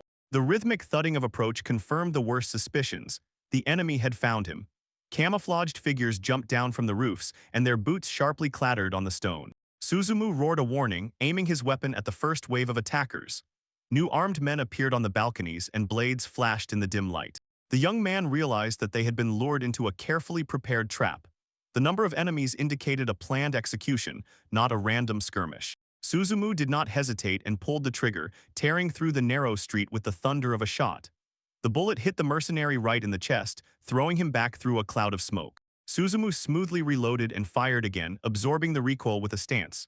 Another attacker fell, and the smell of gunpowder mixed with the cries of the disguised people. Surrounded on all sides, Suzumu continued to forge a path through the crowd. Every shot was calculated, and every move helped hold back the overwhelming forces. When the first cartridge ran out, Suzumu opened the shotgun and swiftly inserted new rounds. The metallic click of the lock signaled that he was ready to face the next wave. The youth fired again and urged Saran to move faster. In the crossfire, the elf ran forward, and the shield-bearer tried to hold the enemy line. Suzumu held the weapon aimed at an invisible threat, thinking only about how to find Saran. Nearby, a female figure disappeared into the snowy haze, trying to reach a safe place. On another city street, a solitary figure stood among the shadows, and the silence sharply contrasted with the battle. Saran was making her way through the snowy wastelands, breathing unevenly and peering into the fog. Somewhere far away, she noticed a silhouette that could be her target. High above the sleeping villa, the full moon hung like a silent guardian, flooding the roofs with silver. On the ground remained the aftermath of the clash. Armored men lay on the cobblestones, and the survivors cautiously regrouped. One of the heavy guards looked ahead through a steel visor, reflecting the moonlight. His comrades held a tight formation, raising their shields and readying their maces. Suddenly, everyone froze, hearing the metallic clink of bare blades. Confusion swept through the ranks. Now they were no longer the hunters. The mercenaries strained their eyes into the thick fog, searching for the source of the sound. One of them gripped the weapon tighter, preparing to strike the first shadow, but before he could react, a thunderous shot rang out. The charge broke the formation, and Suzumu, who had changed position, caught the guards by surprise. One of the armored men was thrown back into the fog by the force of the blow. Suzumu did not linger, immediately moving through the fog. He realized that constantly changing position and using the mist made the enemy guess. When sight failed everyone, the only truth left was sound. Suzumu moved with the experience of a hunter, masking his presence just like in the forest. He decided that bypassing these people would be easier than a wild beast, and fired from the shadows again. Finally, Suzumu found himself among the aftermath of the clash, and the moonlight stretched the shadows across the ground. He caught his breath, deciding that the fight was over. But at that very moment, a flickering magical circle flared in the air. A feathered projectile whistled from the shadows, nearly hitting Suzumu. He instantly aimed his rifle and fired into the encroaching darkness. Nearby, a woman quickly finished a protective inscription on her clothing. The hooded figure dispersed into a cloud of smoke and feathers, leaving behind an uneasy silence. The woman explained that she had applied a magic dispersion seal to her clothes. This spell was meant to neutralize magical tools capable of binding or tracking the victim. She warned that people who rely on such treacherous items are usually hired assassins. Their enemy was most likely still hiding in the shadows, waiting for a new opportunity. The woman added that even after protection, vigilance must not be lost. Suzumu listened attentively, and the relief on his face was replaced by new wariness. Just as he was about to step away, one of the defeated mercenaries suddenly rose. His eyes were empty, and a warning scream cut through the silence, signaling a new danger. The hooded attacker descended from above like a predatory bird, and blades flashed in the moonlight. Suzumu turned, squeezing the trigger as the shadow approached for the decisive strike. The impact strike rolled down the narrow street, forcing him to prepare for pain. After the first attack, the assailant's movements became a blurred lightning. A powerful kick threw the hunters onto the cobblestones. As Suzumu gasped for air, the cold tip of a rapier pressed against his throat. The hooded figure calmly praised his reflexes but did not ease the pressure. Behind the dark lenses of the mask, a predatory gaze narrowed, already counting the defeated subordinates. He declared that the game was over. Suzumu demanded to know what had happened to Saran, but heard only a cold assurance that she was still alive for now. In another part of the district, a blonde elf found herself surrounded by a small army of mercenaries. Their leader boasted of numerical superiority and confidence that it would be enough to break her. Saran could not believe how many reinforcements were deliberately deployed against her. Turning to Suzumu, the hooded man looked at the chaos and pushed him toward a terrible conclusion. The real target was not the rapier, but the rifle with which they destroyed the stone bear. Black Captor hunted for the weapon that Suzumu considered his main secret. The young man was seized by the question, how does this enemy know about the modern technology of his world? Before Suzumu's eyes flashed the image of an optical rifle, and he realized that the main advantage had become the greatest danger. Kapternik ordered to surrender the weapons without resistance, finally closing the trap. Then he slowly pulled off the bird mask and revealed a remarkably familiar face. Before Suzumu stood the butler Barkast, who was enjoying the moment of recognition. The memory of the crew of the House of Follises confirmed the identity of the kidnapper. Barkast raised his hand and formed a sphere of dark energy, again binding Suzumu with paralysis. He calmly demanded to immediately surrender modern weapons for the sake of his own life. Before Suzumu's eyes appeared Bartal Lenz, the kind innkeeper, and the brave Saran. Barkast hinted that their safety depended only on the youth's obedience. Meanwhile, far from the Nanotis dungeon, she enjoyed a quiet day near the tourist equipment store. The little angel nearby thought more about finishing her snack than about work. She even wondered if someone would go to heaven today, for which Nanotis sharply reproached her for gloominess. Nanotis ordered to stop morbid thoughts and help with household chores. Their argument was interrupted by the elderly neighbor Jenny, who approached with her dog. Jenny asked to look after Dexter while she stepped out on errands. Nanotis gladly agreed and greeted the woman with the dog with her usual energy. For kindness, Jenny gave a box of freshly baked cookies. Nanotis beamed from the unexpected treat, and the angel silently looked at it with wide-open eyes. The angel's hunger instantly returned. She quickly grabbed the cookie and squeezed it with an owner's look. Dexter also happily stomped nearby, contentedly sniffing the treat. Nanotisu was chewing the cookie, ignoring complaints about its cost. When she was offered to share with the little white dog, she categorically refused. Meanwhile, Dexter's attention was drawn to a cup that had spilled on the grass. The dog began lapping the thick green liquid, ignoring the warnings. Nanotisu forbade him to drink again, but curiosity and hunger proved stronger. Egoism caused a quarrel, and the angel reproached Nanotisu for the lack of generosity. Nanotisu indignantly stated that she was the one being treated unfairly. Meanwhile, Dexter began to feel the effects of what he had drunk. The angel continued the lecture, asking if Nanotisu still had any pride left in her angel status. She called it shameful to live at someone else's expense, and at the same time deny small kindness to another being. Suddenly, the argument was interrupted by the sound of a fall. Dexter fainted nearby. Everyone panicked, looking at the cup and discovering in it a deadly mixture of chocolate, onion, raisins, xylitol, and avocado. These products were toxic to animals, and it became clear that help was delayed. The poor dog died, and above its body hovered a soul with a small halo. The angel was horrified by Jenny's sudden rage, and she promised to take revenge on anyone who harmed her dog, whether human or deity. But the tension quickly disappeared when Jenny carelessly offered them cookies, leaving both supernatural beings speechless. In the camp stood a decent squad of mercenaries, whose diverse armament hinted at an important operation. Several men killed time with coarse jokes, and one armored soldier sighed wearily. The hooded man nearby allowed himself an indecent comment about their target, a married elf woman. The disguised man spoke casually, mixing boredom with anticipation of the upcoming hunt. The leader ordered the hooded woman to be attentive, warning that the prey was known for cruelty and unexpected physical strength. She listened silently, looking ahead with an unreadable expression. The commander mocked that too many fighters were gathered for one target. He considered the elite squad a funny example of excessive force. The woman only barely smiled under the mask, as if she knew more than the talkative mercenaries. Her calm hinted that she perfectly understood the risks of the upcoming battle. In the village of Saran, she sat next to a friend who carefully braided her long blonde hair. This quiet domestic scene unfolded in the village of Kabori, a peaceful settlement of wooden houses along a winding river. Despite her delicate appearance, Saran easily dragged a huge wild boar to the center of the village. The locals marveled at her strength and recalled that this was already her 15th catch this month. Saran brushed off the praise, explaining that she was only helping to protect the crops from beasts. After that, she spoke with an elderly elf who thanked her for the constant support. Saran emphasized that the agreement was mutual because the meat and skins well supplied her own household. The conversation became more serious when the woman asked about the girl with the special necklace. Saran remembered that she used to play with the children near the river, but they had already dispersed. She assumed that the girl was just hiding as part of the game and would soon return home. In the evening, the mother herself set off along the forest path, calling Ryan to dinner.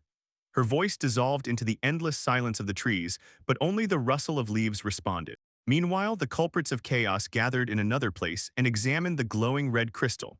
They grumbled that cleaning up after the brutal clash with the elven child was tedious, although the reward justified the trouble. Then the mercenaries returned to the hooded woman and closed the circle, shifting their gazes from indifferent to predatory. She struck first, instantly knocking one man to the ground with bone-crushing force. The leader roared, ordering to seize her immediately, even if it meant maiming her in the process. The mercenaries rushed forward, but the woman was already moving, evading their clumsy hands. Behind the mask remained cold concentration, and every her movement carried a deadly intent. She turned into a whirlwind of steel and shadow, finding gaps in the enemy's armor. The blade slid between the strikes, and the mercenaries lost their balance one by one.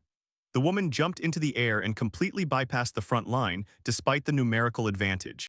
The fight spilled onto the roofs and narrow alleys of Kabori, turning into a desperate struggle against the armed guards. Finally, the woman delivered a devastating kick, throwing the heavily armored warrior across the street like a useless toy. She moved with predatory grace, and her face beneath the mask twisted with cold fury. The axe cut through the air and plunged deep into the enemies, splattering blood under the full moon. But suddenly the night was shattered by a familiar thunderous shot, and the woman froze in the middle of the movement. Recognizing the sound of Suzumu's weapon, she was momentarily distracted and did not notice the heavy net falling from above. A tight net entangled the limbs, pressing the hands to the body. The mercenaries rushed forward with renewed fury, rejoicing that the movements of the dangerous prey were finally restrained. A circle of mobile kinesiology activated on the leather glove, and a small blade hovered in the air. An invisible force held the blade, defying the laws of nature. The hooded man explained that the spell only works within 3 meters and only with light blades.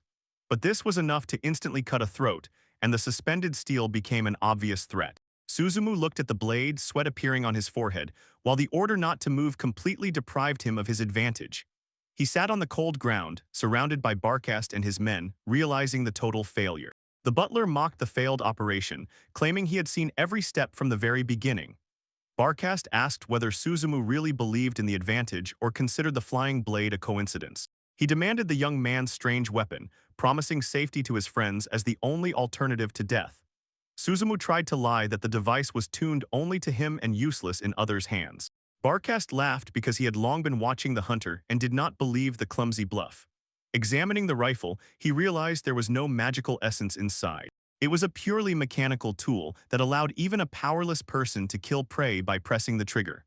Barkast compared it to a crossbow, but admitted it was much more advanced. Before his subordinates, he recalled incidents with a horse, a hawk, and a stone bear when his men were also under attack. The butler explained the weapon's mechanics. The cartridge is inserted into the tube, the handle is pulled back, and then a metal lever is pressed with a finger. Suzumu felt the weight of the situation become unbearable when Barkast suggested accepting fate. The old man ordered 3 more units of the weapon to be handed over, realizing the young man had a magical bag. Suzumu took a large tactical bag from an invisible space, and Barkast asked with interest if he could summon magic. The young man clarified that he only took his own things, not creating them from nothing. Barkast smiled confidently and decided to test his theories about the mechanical device. His statement made Suzumu open his eyes wide, and the order not to move made the preparation even more terrifying. Barkast took the rifle with practiced confidence and recalled the deafening sound of the shot. He advised the prisoner to remove the protective earplugs before the demonstration. The valet led everyone to an open space, carrying a heavy rifle on his shoulder. Suzumu followed him, not taking his eyes off the enemy's hands. Stopping, Barkast explained that the stock must be pressed tightly against the shoulder, otherwise the recoil will injure the shooter. His finger lay on the trigger, and the butler demonstrated that one movement is enough to release the force. A thunderous shot shattered the silence, and the flash near the barrel made Suzumu flinch and cover his ears. A distant weather vane structure exploded into a cloud of splinters and metal, revealing the terrible accuracy of the weapon. Barkast examined his hand, feeling the residual vibration, and admired the instrument's ability to kill from afar. Through the optical lens, he saw the distant world magnified and understood how to destroy the stone bear from a distance. Suzumu silently watched the old man's excitement, feeling increasing anxiety. Barkast analyzed the bullet's trajectory and noticed that it differed from the aiming point. He realized that, like an arrow, the bullet moves in a parabola and requires adjustment for distance. The butler turned to Suzumu and called the shot almost impossible, estimating the distance at several hundred meters. He directly stated that the young man's lie was transparent and poorly thought out. Barkast's gaze returned again to the complex sight on the rifle. The valet was amazed by the absurd power of the instrument that compressed the entire dangerous world to the size of a target. Standing in the quiet yard, Barkast announced that now any target could be erased from existence almost effortlessly. Under the cold light of the full moon, his thoughts turned to darker possibilities. Barkast imagined the king on the throne, surrounded by elite guards but defenseless in the crosshairs. For him, such a killing seemed no more difficult than morning work. A low laugh escaped from his throat as the realization of advantage finally took hold of him. He burst out laughing, clutching the rifle as if it were a sacred relic. Barkast mocked the idea of wasting such a weapon on bears, while Suzumu silently observed the dangerous ambition. The butler declared that the weapon that destroyed the hawk now belonged to him. He ordered Suzumu to discard the rest of the equipment, dreaming of using the rifle for interrogations. Barkast threw one shotgun back to the young man and ordered him to prepare the usual gear. He himself inserted a fresh cartridge into his own weapon, pondering how technology would help restore lost status. The old man laughed, calling previous threats a joke, but his eyes remained cold. He recalled a mountain of questions for Suzumu and looked at the battlefield, checking if any of the enemies had survived. Suddenly, a familiar figure emerged from the settled dust, and the air filled with the pressure of their presence. Saran approached with a basket in her hand, and her cold expression made both men freeze. One eye of the elf woman blazed with protective fury, and she warned never to touch her husband again. Behind Saran, the true picture of the battle opened up. An entire squad of elite armored knights lay defeated in the dust. Their magnificent equipment did not withstand the storm that passed through the field. Barcast surveyed the fallen soldiers and barely contained his shock at what he saw. With a trembling voice, he doubted whether the woman before him was human or a nightmare in flesh. Suzumu stepped forward and firmly corrected him. Saran was not a monster, but the woman to whom he had dedicated his life, his wife. Barcast responded with a sharp mocking laugh, acknowledging the boldness of such a statement. Suddenly, Suzumu drew a heavy rifle and aimed the barrel with cold precision. He did not flinch, even when Saran rushed forward, and Barcast mockingly suggested everyone realize the power he held in his hands. Despite the rapier whistling through the air, the butler smiled, considering himself invulnerable thanks to important information. A mark flashed on the back of his hand, and Barcast activated a dark power just before the new attack.